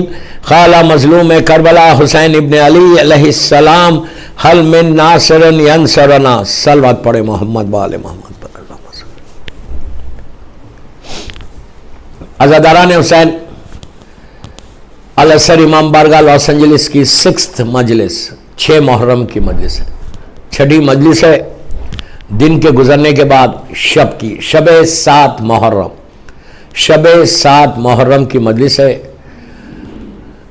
मौला सबको सलामत रखे, इन मजालिस को sponsor करने वालों को सलामत रखे, और हमारे भाई कुमेल और उनकी एंटायर टीम को, पूरी टीम को, जो वहाँ सब साथ मिल के ये मजालिस कराते हैं।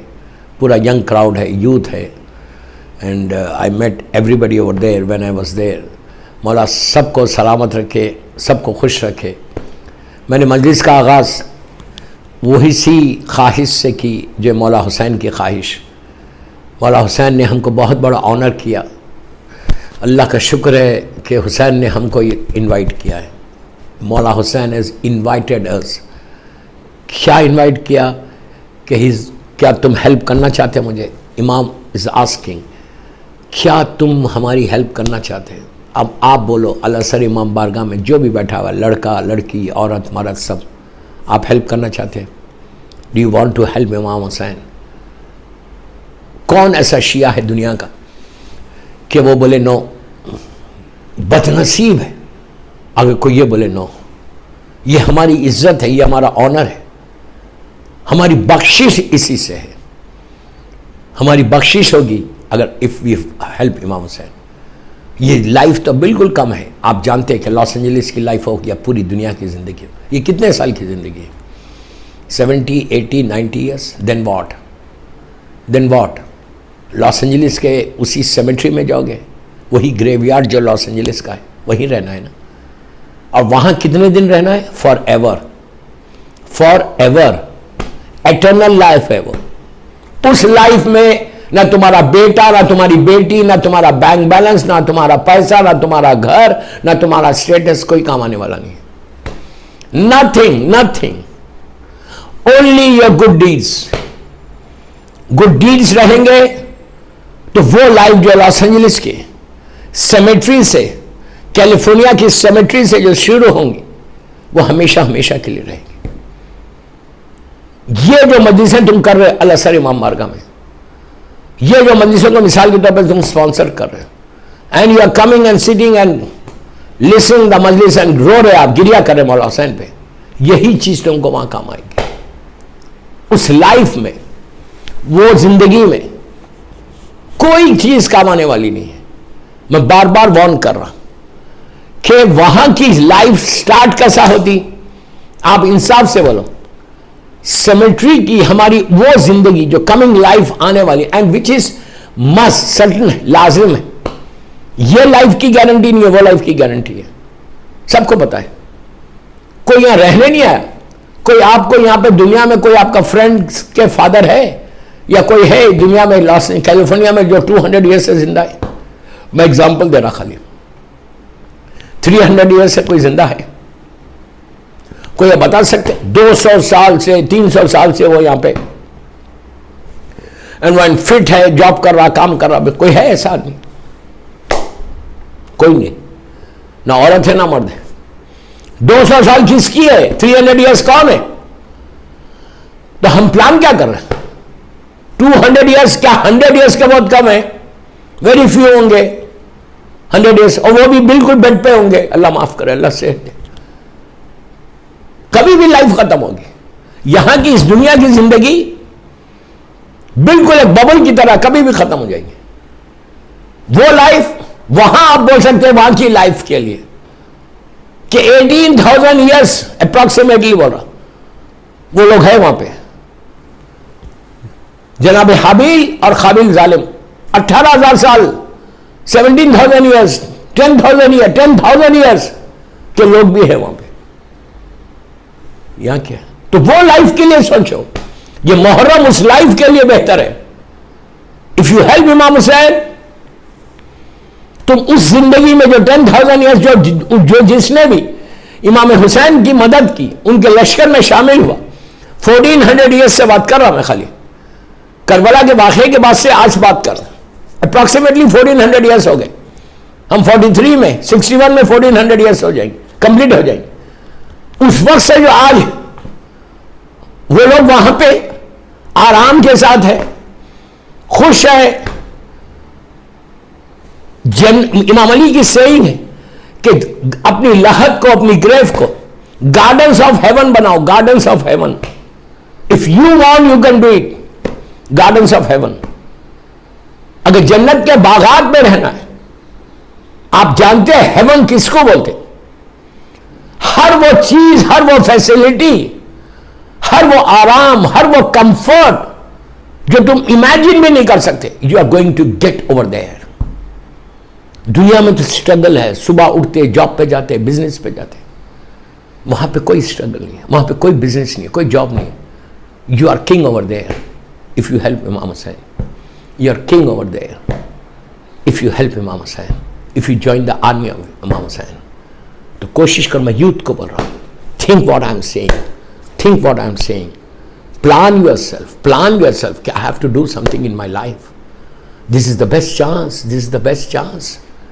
कि इससे बेहतर क्या है, इससे बेहतर क्या है कि अगर आप यहाँ पे यहाँ रहें और काम करें मौला हुसैन के लिए, तुम हर चीज़ तुमको मिल जाएगी, हर चीज़ तुमको मिलेगी।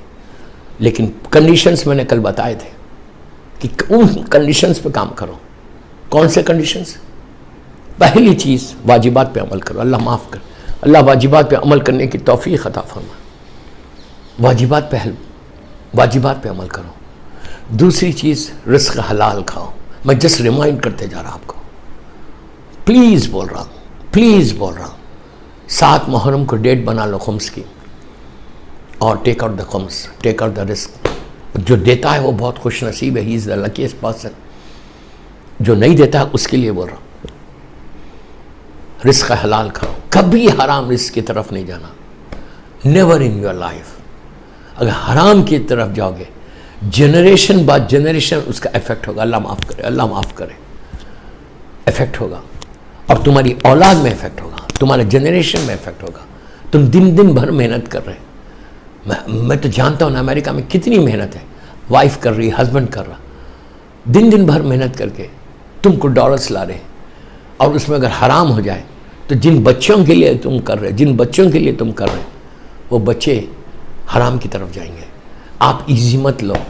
एक लड़का भी अगर गुमराह हो जाए, एक लड़का,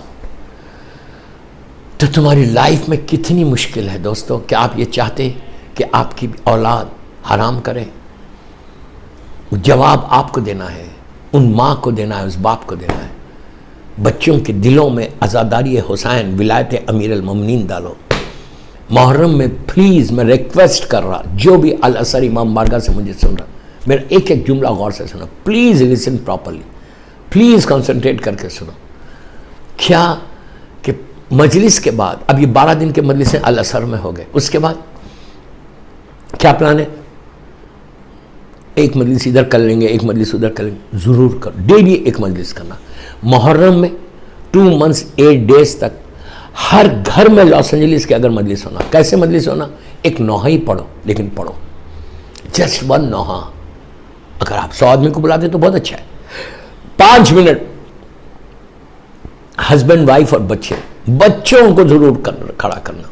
तुम्हारी औलाद, कोई 4 साल है, कोई 5 साल है, कोई 8 साल है, कोई 10 साल है, कोई 14, जितने भी एज के बच्चों के सामने खड़ा करो। एवरी डे एक मजलिस करो, माँ और बाप। 5 मिनट बोल रहा मैं, 5 मिनट मांग रहा तुमसे। मैं अपने लिए नहीं बोल रहा, आपके लिए बोल रहा।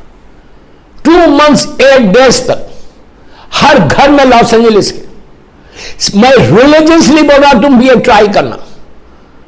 You will see the benefit of this. You will see कि तुम्हारे फर्स्ट थिंग, तुम्हारे घर में बरकत आ जाएगी, तुम्हारे घर में तुम्हारे वरीज दूर हो जाएंगे, तुम्हारा स्ट्रेस दूर होगा, जो मदर ऑफ ऑल डिजीज है। मदर ऑफ ऑल डिजीज क्या है? तुम्हारा स्ट्रेस। हाइपरटेंशन उसी से है, डायबिटीज उससे, हर बीमारी शुरू हो जाती जब बंदा टेंशन में आ जाता। तो उस टेंशन को ख़त्म करना है, स्ट्रेस को दूर करना है। तो एवरी डे 5 मिनट एक नोहा कम से कम मिनिमम बोलो। आप 10 नोहे पढ़ो, बहुत अच्छी बात है, प्रॉपर बड़े लोगों में करो। लेकिन मजलिस कैसे करना? होल फैमिली, बच्चे, your kids and you and your wife खड़े रहो। न्याज अगर रोज लाए तो बहुत अच्छा, नहीं लाए तो ग्लास ऑफ वाटर, देख रहे हैं आप ग्लास ऑफ वाटर, ये काफ़ी है। ग्लास ऑफ वाटर रखो सामने, रखने के बाद मैं पानी पी लूँ, एक सलावत पढ़ ले मोहम्मद वाले मोहम्मद।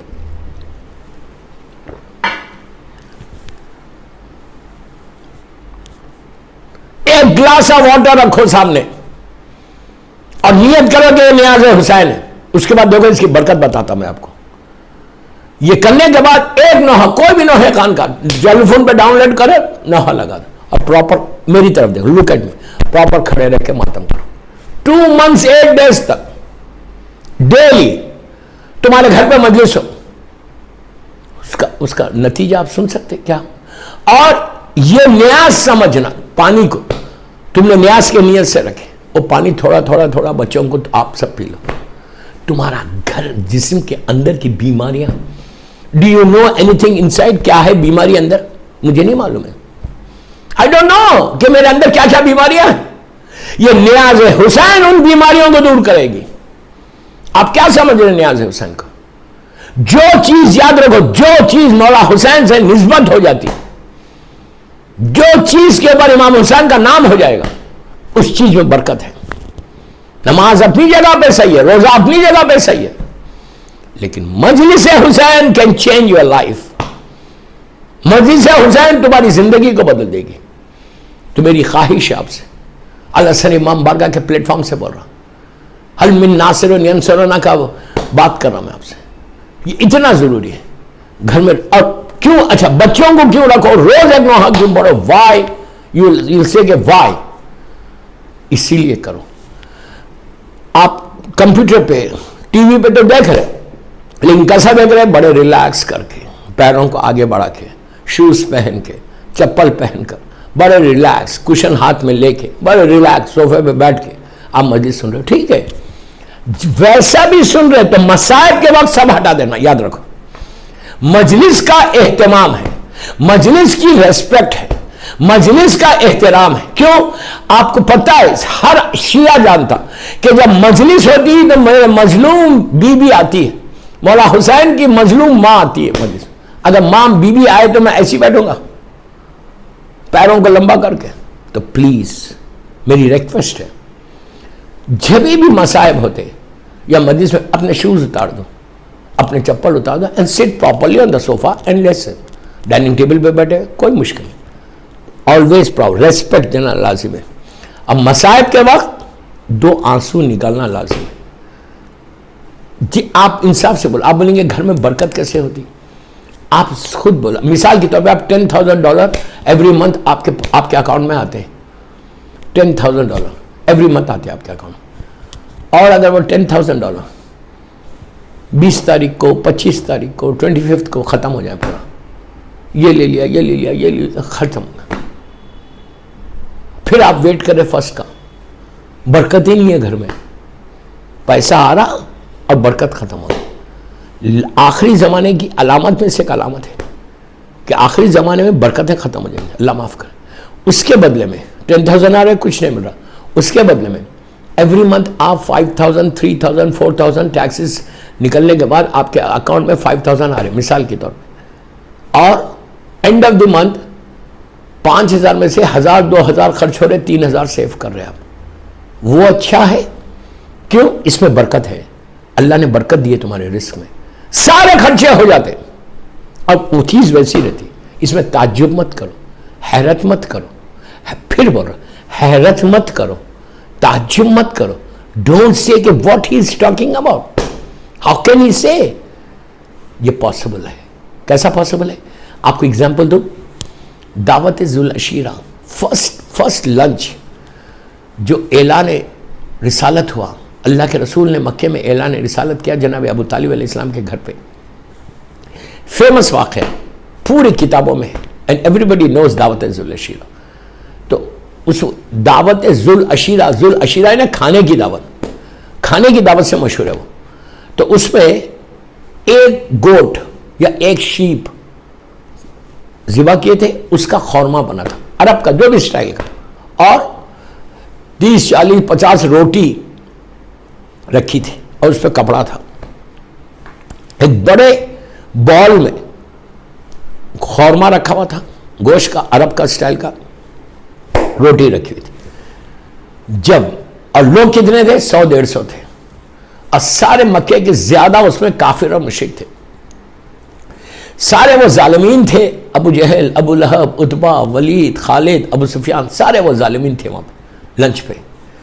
तो जब खाने का वक्त आया तो ये अबू जहल और अबू लहब ने जनाब अबू तालिब से कहा था कि तुमने इतने लोगों को इनवाइट किया, इतना सा खाना, ये किसके पेट में जाएगा? इसलिए कि जितने जालिमीन थे ना, ये बड़े खाने वाले, 2-2 हाथ से खाते थे, with 2 hands they used to eat। जाहिल जालिम थे, सारे के सारे जालिम, यू नो ऑल दीज जालिमीन, अल्लाह इन पे अजाब नाजिल करे। तो उसने कहा था कि Abu Talib, you have invited 100-150 people, ये तो 10 आदमी का खाना भी नहीं है, how are you going to serve 150 लोगों को? तो जनाब अबू तालिब ने कहा, खाता क्यों नहीं तो घबराता क्यों है? Why are you worried? जब खाने का टाइम आया, लंच पे इनवाइट, जब स्टार्ट करने का टाइम आया, तो अल्लाह के रसूल ने अपने इस हाथ को, मुबारक हाथ को, रहमत लिल आलमीन ने अपने हाथ को रोटी पे ऐसा रखा, एंड खौरमा जो करी थी उस पे ऐसा रखा, उस वक्त कपड़े को हटाया और कहा, नाउ यू कैन ईट। ये पूरे के पूरे खाए, जैसा था वैसी है। आज भी आज भी आज भी आज भी ये मासूमीन के नाम ऐसे, या मोहम्मद या अली, अगर किसी चीज पे लिख दो, जब मंथली जब तुम ग्रोसरी लाते उस पे लिखो, उसके बाद देखो, जब तुम मजलिस का तबरुक बनाते, न्याज बनाते घर में, उसमें ऐसी अल्लाह बरकत देता कि 100 आदमी खाएंगे पका हुआ 10 आदमी का, ये इतनी बरकत होती। तो तुम्हारे घर में अगर रोज रोज रोज मौला हुसैन की मजलिस हो, ये मुहर्रम है, मुहर्रम है, एवरी डे अगर तुम 10 मिनट का, मैं बोलता 10 मिनट आउट ऑफ 24 आवर्स तुमने अगर किया, तुम नुसरत इमाम भी कर रहे। मौला की मजलिस क्या है? मौला को हम लब्बैक या हुसैन बोल रहे, मजलिस जो हम कर रहे, मौला को बोल रहे कि मौला वी आर रेडी, मौला हम तैयार है आपके पास आने का, आपका गम हमारा गम, हम तैयार है मौला आपके पास। तो आप समझ रहे मेरी बात? तो घर में मुहर्रम में 2 महीने 8 दिन बार बार बोला, लॉस एंजलिस में आपके घरों में वो बरकत होगी, वो रहमत होगी। आप इंसाफ से बोलो, आप इंसाफ से बोलो, मैं गलत बोल रहा? अगर मेरे घर में रोज मेरी मजलूम बीबी आए, क्या बोल रहा मैं आपसे, अगर मेरे घर में रोज मौला हुसैन आए तो घर में बरकत नहीं होगी? जो नहीं होगी सोच रहा वो बदनसीब है।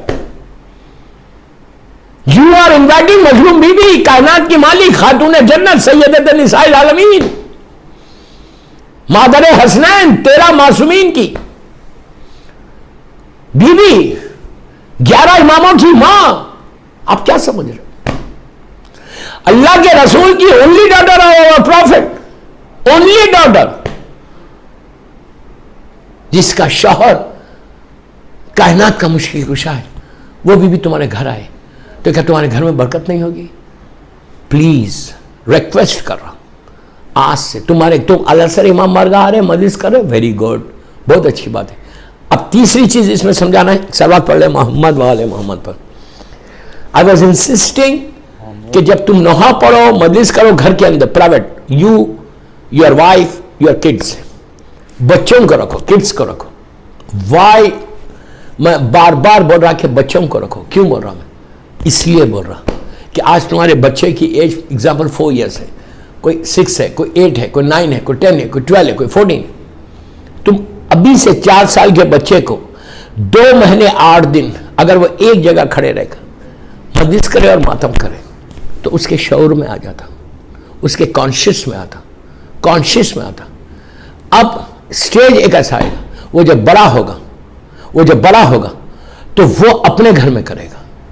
उसको पता होगा कि बचपने में मेरी माँ और मेरा बाप, मुहर्रम आता था तो हम आज़ादारी ऐसा करते थे, तो आज़ादारी रुकेगी नहीं, आज़ादारी जनरेशन बाद जनरेशन चलेगी, एक साइकिल की तरह चलेगी। हर घर में फिर आज़ादारी होगी, हर लड़का लड़की करेगी, लड़की कर रही, उसके बाद जब वो अपने ससुराल जाएगी, अपने शौहर के घर जाएगी, अगर शौहर ज्यादा मजहबी नहीं भी है तो क्या होगा, वो मजलिस बोलेगी नहीं मेरे घर में मजलिस होना है, मुहर्रम है, मेरी माँ बाप के घर से मैं सीख के आ रही, तो क्या होगा, उसके शौहर के घर में भी आज़ादारी करेगी, उसके ससुराल में भी वो आज़ादारी करेगी।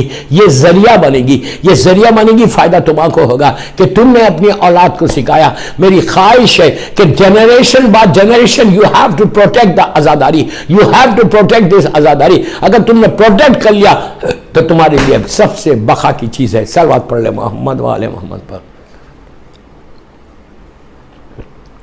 If you don't do it, तुम्हारा बेटा तुम्हारी बेटी कहीं और रहेगी। मैं बहुत एहतियात से बोल रहा हूं। आज जितने लोग यहां बैठ के मुझे अल-असर पे सुन रहे, ये पूरा मेरा यंग क्राउड, पूरा मेरा youth, those are listening in Al-Asr Imam Bargah. आप इंसाफ से बोलो, इनके माँ बाप करते थे जो ये लोग कर रहे ना, इनके पेरेंट्स करते थे जो ये लोग कर रहे ना।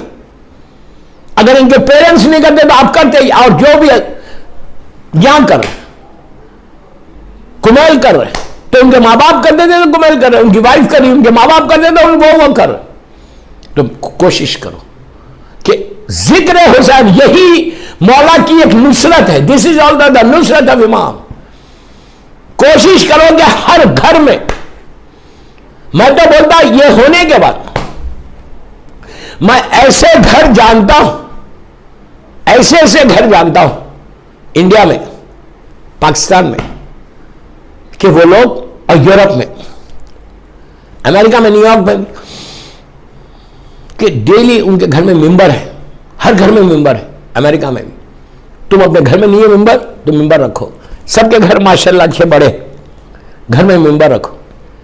जिसके घर में मेंबर है वो लोग रोज घर में एक नोहा पढ़ते हैं। और मैं जानता साल भर जिसके घर में मजलिस होती, एक नोहा 5 मिनट जैसा नमाज पढ़ते हो ना, ये वाजिब नहीं है, लेकिन वाजिब की तरह करो। जैसे नमाज पढ़ते हो ना, वैसी 5 मिनट एक रोज एक नोहा पढ़ो। तुम्हारे बच्चों के कॉन्शियस में आ जाएगा, उनके ब्लड में आ जाएगा कि आज़ादारी हुसैन। 8वें इमाम का इरशाद है, 8वें इमाम की सेइंग है, अल्लाह हमको गरीब इमाम की ज़ियारत नसीब करे। मेरे मौला इमाम अली रज़ा गरीब अल गुरबा सुल्तान अबुल हसन अली इब्न मुसी रज़ा की ज़ियारत के लिए एक बावाज़ बुलंद सलवात पढ़े, अल्लाहुम्मा सल्ली अला मुहम्मद।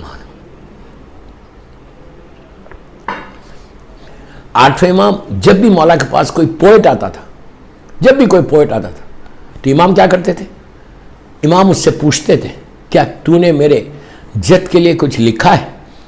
तो वो कहता मौला मैं आपके पास आऊँ, लिख के ना लाऊं मरसिया? तो इमाम गुलाम को बोलते मजलिस का एहतमाम कर, इंतज़ाम कर, फर्श बिछवाते। हमेशा याद रखो प्रॉपर तरीके से करना। जितना तुम रेस्पेक्ट करोगे, जितना तुम इंतज़ाम करके करोगे, उतना तुम्हारा फ़ायदा है। वो मौला इंतज़ाम करते, फर्श बिछवाते, मिंबर रखवाते, पर्दा लगवाते, कर्टन। ख़वातीन सैदानियों को बोलते कि पर्दे के पीछे आओ, और ख़ुद जाके बैठते। इमाम खुद बानफ्स, इमाम वक्त, दौर का इमाम ज़माना, खुद जाके बैठते नीचे, और जाकिर को बोलते तो ऊपर जा। वो बोलता हाथों को जोड़ के मौला आप नीचे बैठे हुए, ऊपर कैसे जाओ? कहते मेरे जद का जिक्र ऊपर बैठ के करो। जाकिर मिंबर पे आता, मरसिया पढ़ता, गिरिया होता। वो कैसी मजलिस होगी जिसमें हुसैन का बेटा बैठा हुआ है, कोहराम मच जाता। इसी तरह वेरी रेगुलर बेसिस पे आप मजलिसें करने लगे। गौर से सुनो, मजलिसें करते थे तो लोगों ने कहा मौला, जैसे आज के लोग क्या डेली मजलिस कर रहे, मजलिस में 5 मिनट। तो लोगों ने कहा मौला आप, कोई शहादत नहीं है, कोई इवेंट नहीं है, कोई इंपॉर्टेंट डेट नहीं है, आप जब कोई शहर आता मजलिस करते। तो इमाम का जुमला सुनना। रावी ने क्या कहा मौला कोई इंपॉर्टेंट डेट नहीं है, आप मजलिस कर रहे। अच्छा मैं ये नहीं बोला कि आप 13 रजब को मजलिस करो, ये नहीं बोला कि 18 ज़िलहिज को मजलिस करो, ये नहीं बोला मैं 3 शाबान को मजलिस करो, मैं ये नहीं बोला कि आप 15 रमज़ान को करो। जब विलादत है तो मिलाद करो, नॉर्मल डेज है तो आप मजलिस करो। तो लोगों ने कहा कि मौला क्या जरूरत है? आप मालूम इमाम ने जवाब क्या दिया? इमाम ने कहा तुम लोगों ने, यू पीपल, गदीर को तुमने फॉरगेट किया, अब हम मुहर्रम को भूलने नहीं देंगे, करबला को भूलने नहीं देंगे। तुमने गदीर को भुला दिया, गदीर को भुला दिया, अब हम लोग, अब मैं करबला को भुलाने नहीं दूंगा, करबला तुम्हारे ब्लड में कर दूंगा। आप समझे मेरी बात? तो प्लीज बोल रहा, रिक्वेस्ट कर रहा कि मुहर्रम का जमाना कोशिश करो कि एटलीस्ट 2 महीने 8 दिन आजादारी तुम्हारे घर में होगी। आप मुझे दुआ देंगे, 1 साल का प्रोटेक्शन हो जाएगा नेक्स्ट मुहर्रम तक।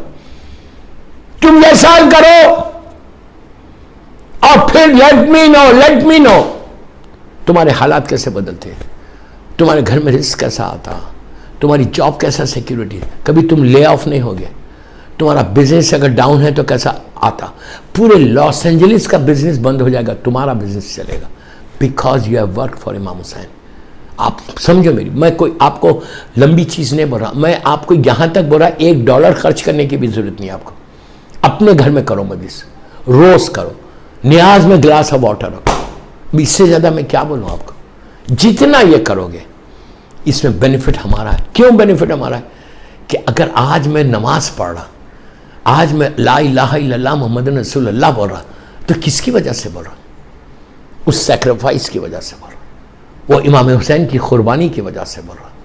कि अगर करबला में मौला हुसैन वो सैक्रिफाइस नहीं करते तो आज कौन सा इस्लाम रहता हमारे पास?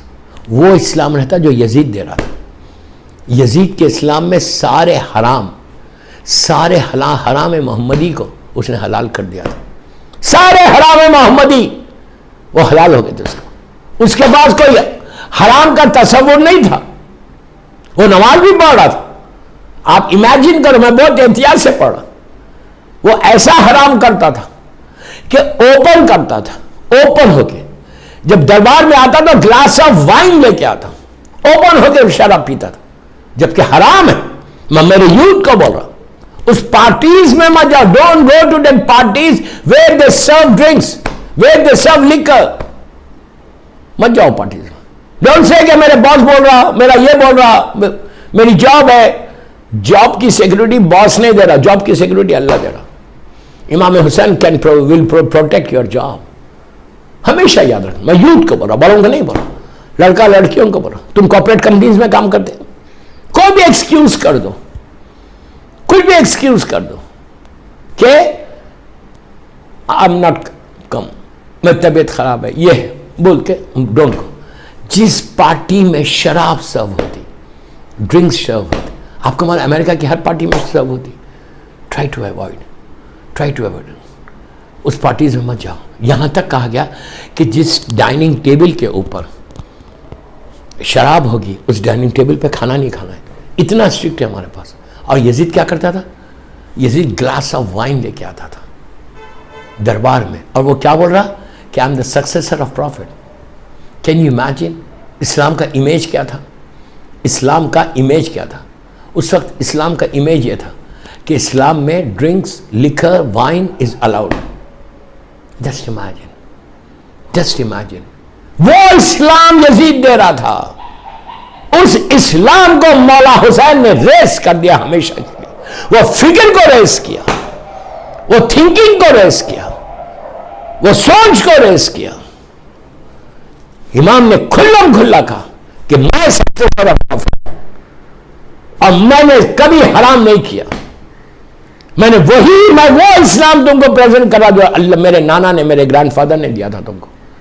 लेकिन यजीद, जालिम यजीद, अल्लाह उस पर अजाब नाजिल करे, उसने वो इस्लाम दे रहा था। अगर मेरा मौला हुसैन उस वक्त सैक्रिफाइस नहीं करता, आपको मैं एक और खुल के बात बोलूं, इस्लाम ये स्टेज पे आ गया था, इस्लाम ये स्टेज पे आया था कि यजीद की आर्मी में, उस जालिम की आर्मी में असर का वक्त जब आया, शाम का वक्त आया, तो यजीद की आर्मी के जो आर्मी थी उनमें आवाज बुलंद हुई।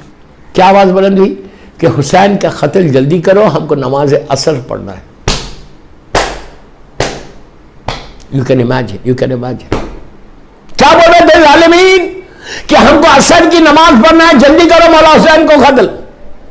आप इमेजिन करो, रसूल के नवासे को तुम कत्ल कर रहे, रसूल की फैमिली को तुम कत्ल कर रहे, बेगुनाह कत्ल कर रहे, जुल्म से कत्ल कर। और तुम्हारी नमाज, नमाज थी यजीद वाली नमाज थी, रसूल वाली नमाज नहीं थी। अगर आज तुम रसूल वाली नमाज पढ़, जो नमाज अल्लाह ने भेजी है, जो रसूल की नमाज अल्लाह की नमाज है, जो नमाज अल्लाह चाहता है वो नमाज पढ़ना चाहते हैं, तो तुम मौला हुसैन का साथ दोगे। And if you help Imam Hussain, and if you help Imam Hussain, you are there for ever, you are there for ever, you are there for ever. तुम्हारी एटर्नल लाइफ में, तुम्हारी कमिंग जिंदगी में शफात किसी की नहीं है। आप डेली ज़ियारत आशुरा पढ़ते हैं, मेरी ख्वाहिश है कि आप डेली वो 4 सलाम ज़रूर करो। हर लड़का लड़की को बोल रहा, when you start your day just say 4 times सलाम, before you go to bed in the night just recite 4 times बिस्मिल्लाह रहमान रहीम, सलाम अलल हुसैन वाला अली अब्न हुसैन वाला औलाद अल हुसैन वाला असहाब अल Hussain. Recite 4 times, recite this salam, बिस्मिल्लाहिर्रहमानिर्रहीम, सलाम अलल हुसैन वाला अली अब्न हुसैन वाला औलाद अल हुसैन वाला असहाब अल हुसैन। ये लाजिम पढ़ना, हर लड़के से पढ़ो, हर लड़की से पढ़ो। मैं बार बार इंसिस्ट कर रहा इसके ऊपर, मैं I am insisting on this सलाम कि तुम ये सलाम ज़रूर पढ़ो। सलाम अलल हुसैन वाला अली अब्न हुसैन वाला औलाद अल हुसैन वाला। अपने बच्चों को, अपने मासूम बच्चों को प्लीज़ बोल रहा, रिक्वेस्ट कर रहा, उन माओं से रिक्वेस्ट कर रहा, उन लेडीज से रिक्वेस्ट जो मेरी मजलिस सुन रहे अल-असर पे, कि अपने बेटे को गोद में बिठाओ, बेटी को गोद में बिठाओ और बोलो बेटा से सलाम अलल हुसैन। जब तुम्हारा मासूम, लिसन प्रॉब्लम, जब तुम्हारा मासूम बच्चा बोलेगा सलाम अलल हुसैन, तो मेरा मौला हुसैन तुमको जवाब दे देगा फौरन, इसलिए कि इस मासूम बच्चे की ज़बान पाक है। मैं क्या बोल रहा आपसे, मैं क्या बोल रहा आपसे, what I'm saying, मेरी ज़बान नजिस है, मैंने हराम किया है ज़बान से, मैंने हराम चीज़ें खाई हैं, मैंने गीबतें की हैं, मैंने गुनाह किया है ज़बान से, मैंने बोहतान बांधा इस ज़बान से, मैंने इस ज़बान से लोगों को हर्ट किया।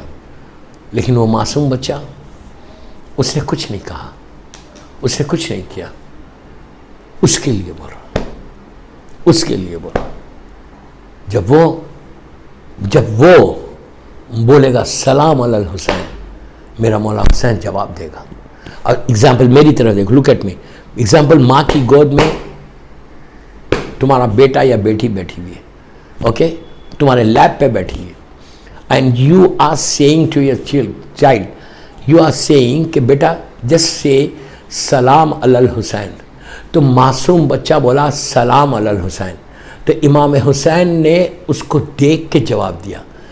ऐसा नहीं कि मौला हुसैन बच्चे को देख रहे, माँ की गोद में तो माँ को भी देखेगा, तो तुम्हारी जिंदगी बदल जाएगी। तुम्हारे बच्चे के जरिए से, तुम्हारे इस सलाम के जरिए से, तुम्हारे बच्चे ने सलाम भेजा, इमाम Hussain will look at you, तुमको देखेगा, बच्चे के साथ तुमको भी देखेंगे, बोलेंगे यही माँ है जो मुझे सलाम करा रही बच्चे से।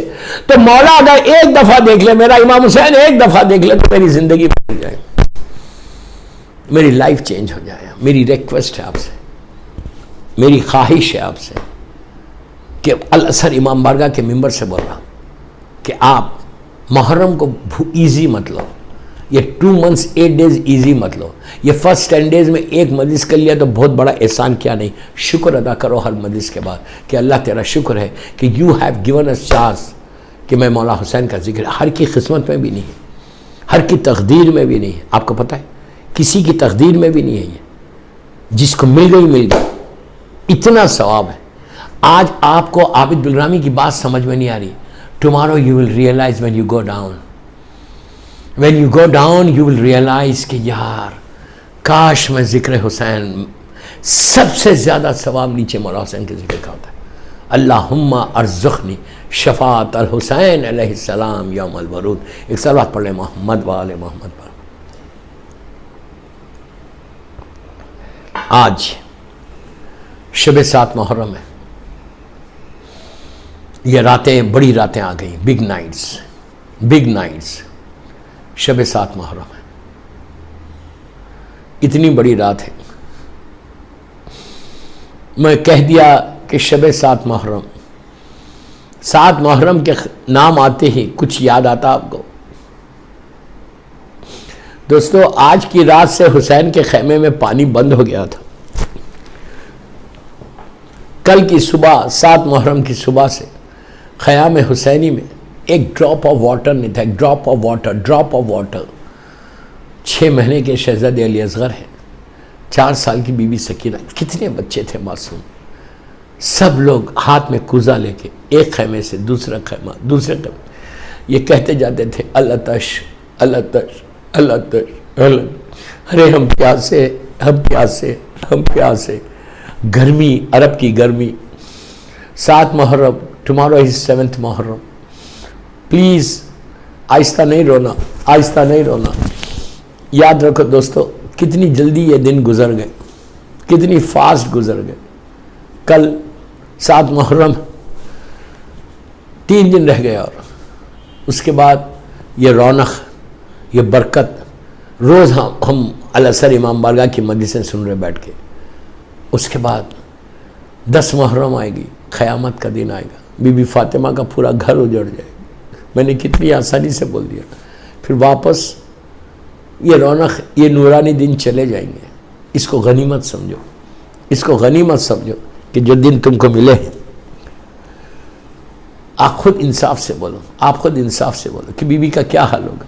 कल 7 मुहर्रम है, कल पूरी दुनिया में आज की रात से, आज शब 7 मुहर्रम, पूरी दुनिया में एक ऐसे शहीद का जिक्र होता, एक ऐसे मजलूम का जिक्र होता कि जो हसन का यतीम था, शहजादा कासिम। हर घर में आज मेहंदी होती, करबला के दूल्हे की मेहंदी होती।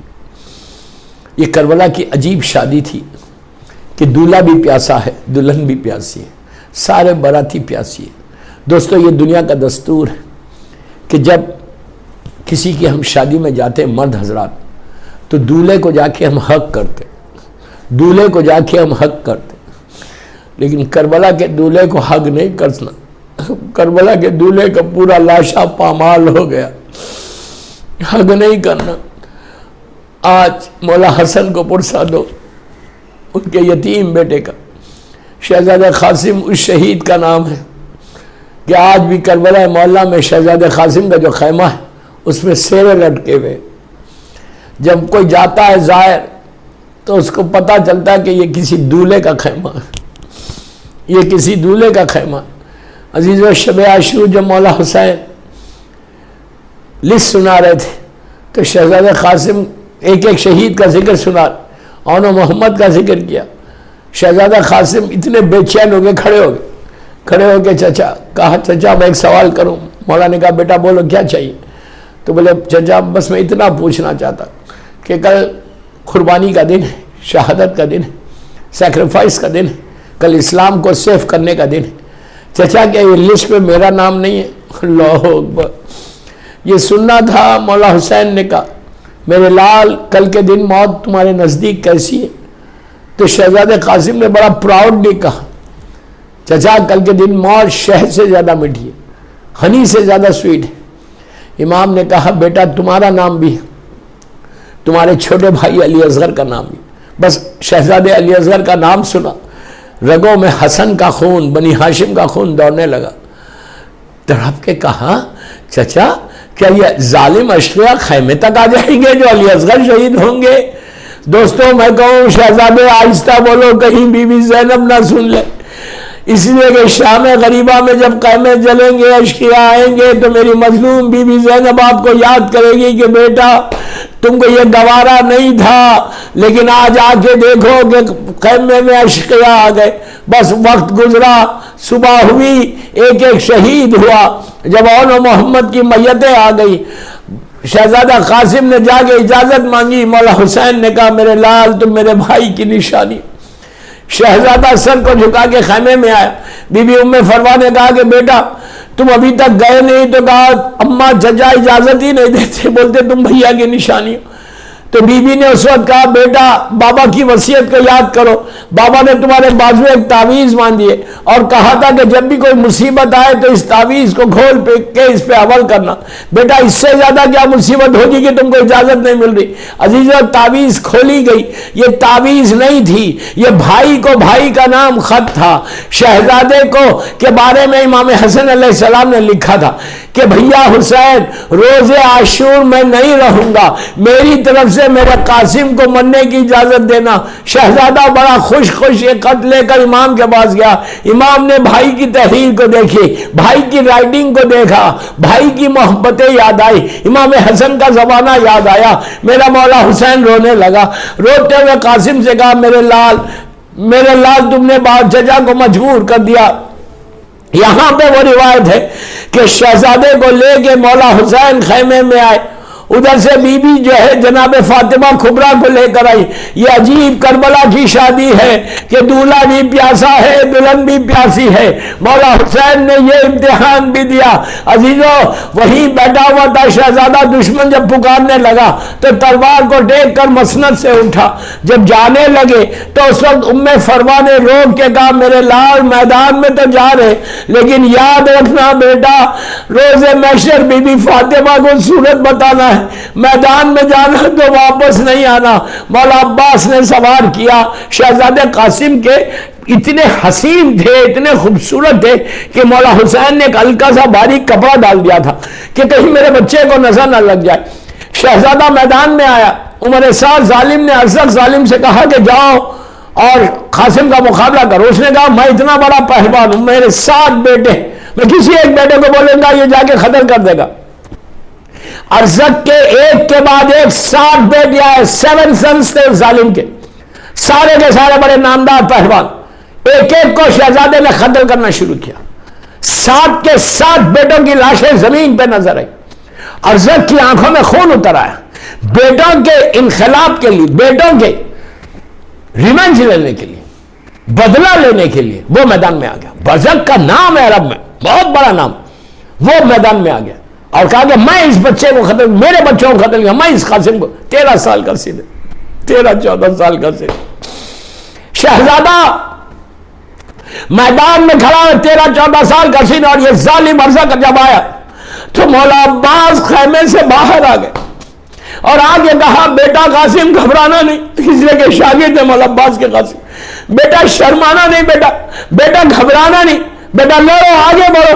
अब जब जंग हुई तो अरसक और कासिम की जंग हुई। 14 साल का बच्चा और ये नामी पहलवान, जब जंग हुई तो एक स्टेज ऐसा आया कि गर्द का गुबार उठा, गर्द हटी तो अरसक का सर शहजादे कासिम के हाथ में था।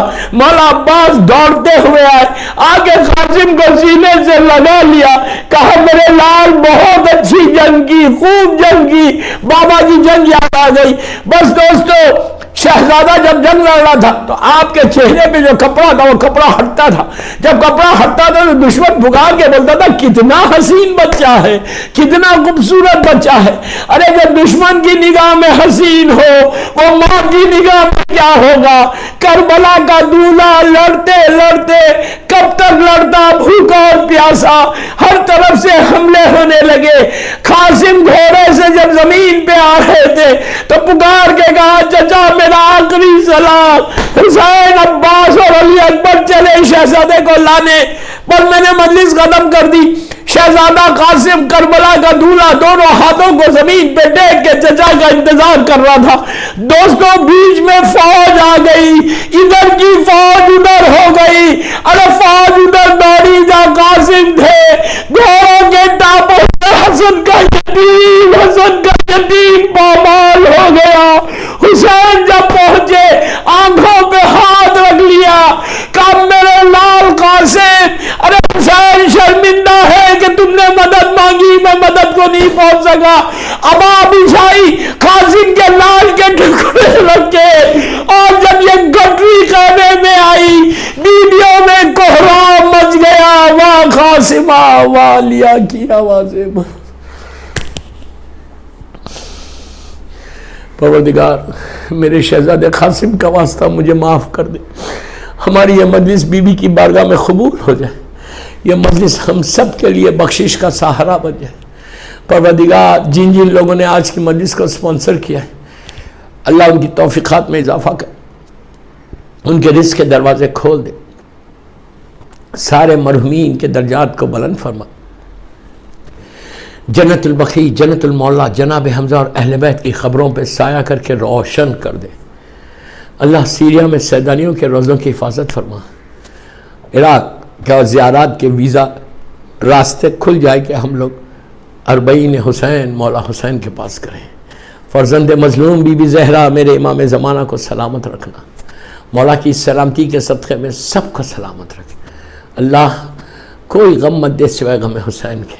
परवरदिगार मेरे इमाम के ज़ुहूर में ताजील फरमा, हम सबको इमाम के नासिरों में शुमार फरमा, हमारे सारे मरहूमीन के दर्जात को बुलंद फरमा, जिनके माँ बाप दुनिया से गुजर गए उनकी ख़बरों में रहमतों को राज़ी फरमा। सारे मौला के चाहने अल्लाह हमको give us chance to serve Islam, give us chance to serve Imam Hussain. अल्लाह हम में से रियाकारी, गुरूर, तकब्बुर को निकाल दे। अल्लाह हमारे गुनाह कबीरा सगीरा को माफ़ कर दे। अल्लाह तू हमसे राज़ी हो जा, हमको माफ़ कर दे और मेरे इमाम के ज़ुहूर में ताजील फरमा, आज़ादारी की हिफाजत फरमा, सारे बानियान मजलिस की हिफाजत फरमा, हमारी ज़बान में असर दे कि मौला हुसैन का जिक्र कर सके और बीबी का मकबूल ज़ाकिर बना दे हम सबको। एक सूरह फातिहा। जिन जिन लोगों ने अल-असर इमाम बारगाह की मजालिस को स्पॉन्सर किया उनके मरहूमीन, हमारे ताहिर मोमिन भाई कुमैल के वालिद जो हैं और जितने मरहूमीन हैं उन सब के लिए, मेरे वालिदैन और मेरी अहलिया के लिए भी पढ़ रहे हैं। बिस्मिल्लाह।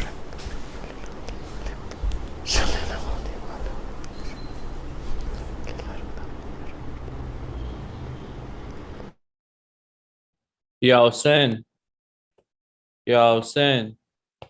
बेवशा बर की रो कर पुकारी,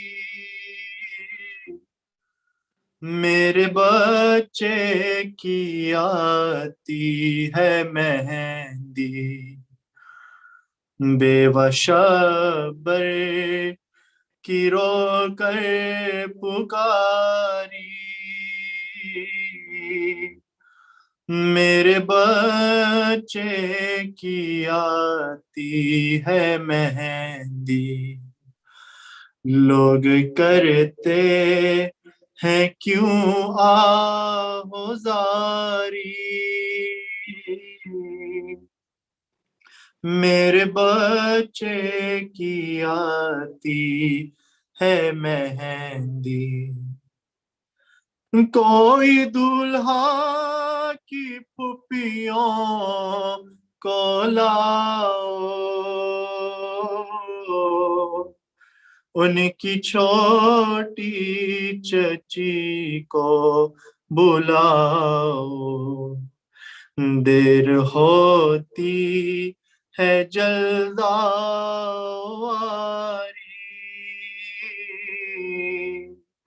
मेरे बच्चे की आती है मेहंदी। कोई कब्रे हसन पर ये कहना, देख तो जाए बेटे का सहरा।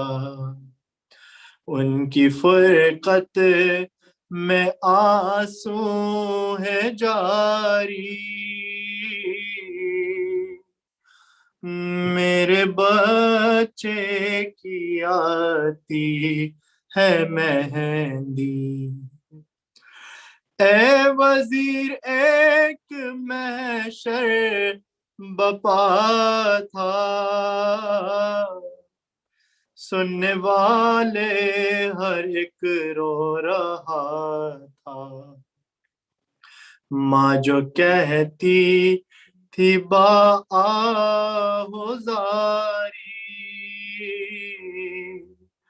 मेरे बच्चे की आती है मेहंदी। मेरी बाली सकीना कहाँ हो, क्यों निगाहों से अब तक नेहा हो। नेग ले जाओ बानू की प्यारी, मेरे बच्चे की आती है मेहंदी, बेवशबर की रो कर पुकारी, मेरे बच्चे की आती है मेहंदी। या हुसैन, या या हुसैन, हुसैन, या हुसैन। या हुसैन, या हुसैन, या हुसैन, या हुसैन। हाय हाय कासिम, हाय कासिम, हाय हाय कासिम, हाय कासिम, हाय हाय कासिम, हाय कासिम, हाय हाय कासिम, हाय कासिम। कैदी बनकर पाबंद रसन, लाशों से जो गुजरे अहले हरम, हर बीवी अपने प्यारों से होती थी विदा करके मातम। एक बीबी फातिमा बिन्ते हसन, पामाल बदन कासिम की बहन, किसी एक जा से रुखसत न हुई, किसी एक जा से रुखसत न हुई। टुकड़ों में जो था भाई का बदन, कभी इस टुकड़े पर है कासिम, कभी उस टुकड़े पर है कासिम। तेरी बहन गरीब नु नहीं बुलड़ा, तेरी बहन गरीब नु नहीं बुलड़ा, तेरे कत्ल द मंजर है कासिम। हाय हाय कासिम, हाय कासिम, हाय हाय कासिम, हाय कासिम। कभी इस टुकड़े पर है कासिम, कभी उस टुकड़े पर है कासिम। कभी सहरा देख के रोती थी, कभी गश खा के गिर जाती थी, कभी सहरा देख के रोती थी, कभी गश खा के गिर जाती थी। पामाल हुआ था भाई जहां, पामाल हुआ था भाई जहां, उस खून पे गिर कर है कासिम।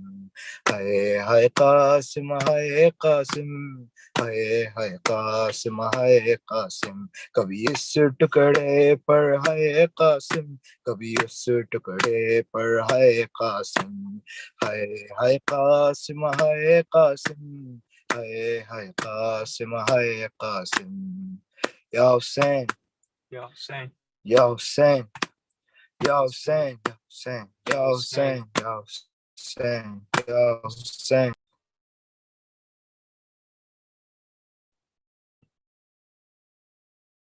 हाय हाय कासिम, हाय कासिम, हाय हाय कासिम, हाय कासिम।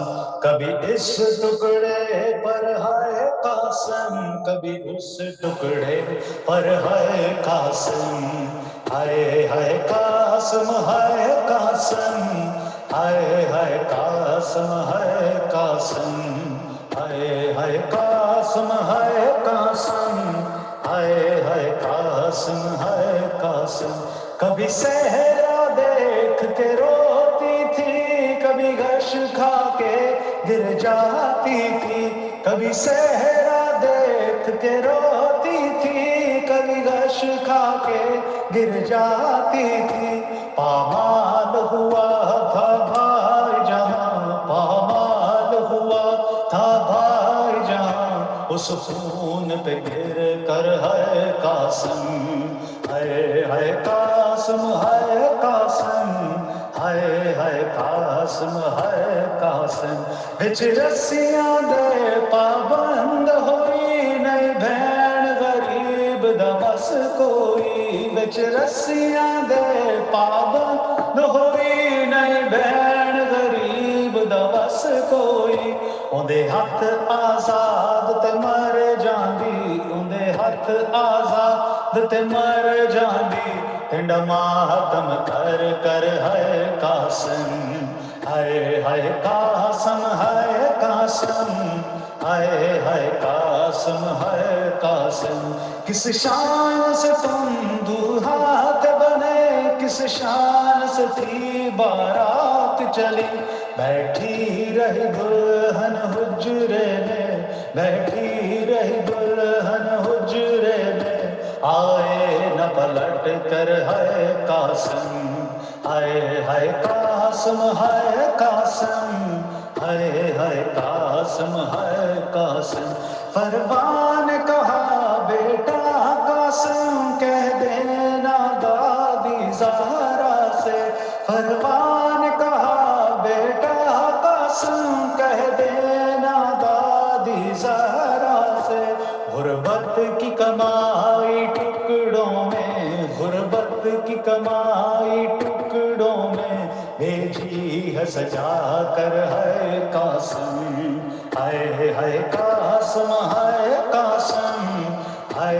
हाय कासिम हाय कासिम सनुराज न आई कर बबला तू बाज कफन में बाज रिदा सनुराज न आई कर बबला तू बाज कफन में बाज रिदा तेरे कत्ल दे बाद लही नाने तेरे कत्ल दे बाद लही नाने मेरी लुट लई चादर है कासिम हाय हाय कासिम हाय कासिम हाय हाय कासिम हाय कासिम कभी इस टुकड़े पर है कासिम कभी उस टुकड़े पे है कासिम हाय हाय कासिम हाय कासिम हाय हाय कासिम हाय Qasim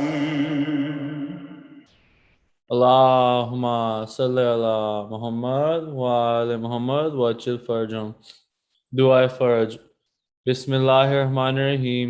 Ilahi azum al-bala wa barha al-khafa wa ankashafa al-ghita wa ankata al-raja wa zakat al-arzo wa mani'at al-sama wa anta al-musta'anu wa ilayka al-mushtaka wa ilayka al-ma'awalu fi shiddati wa rakha Allahumma salli ala Muhammadin wa ali Muhammad wa lil amri alladhina farasta alayna ta'atahum wa araftana bidhalika manzilatahum fafarij anna bihaqqihim farajan ajilan qariban kalamhil basari aw huwa aqrab ya Muhammadu ya Aliyo ya Muhammad ikfiyani fa innakuma kafiyan وانصراني فإنكما ناصران يا مولانا يا صاحب الزمان الغوث الغوث الغوث أدركني أدركني أدركني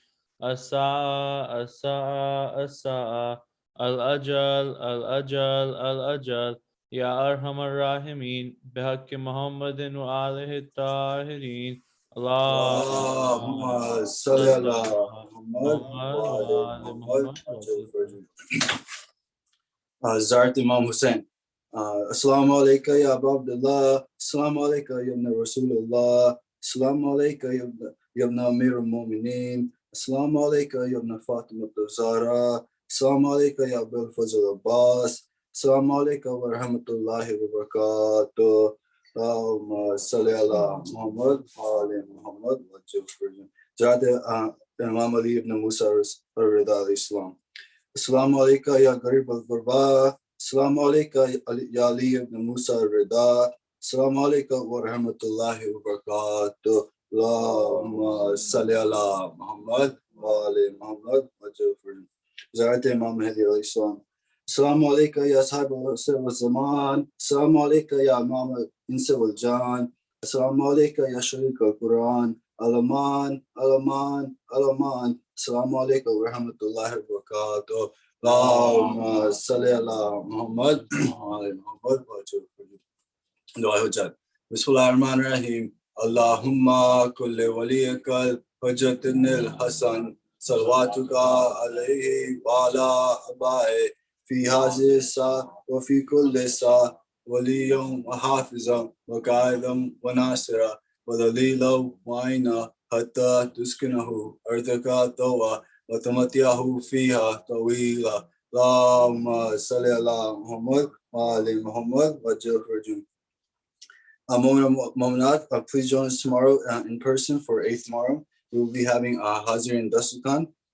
The day after tomorrow, actually 2 days after tomorrow, on Thursday, day of Ashura, we will be having Amals at 10:30 a.m.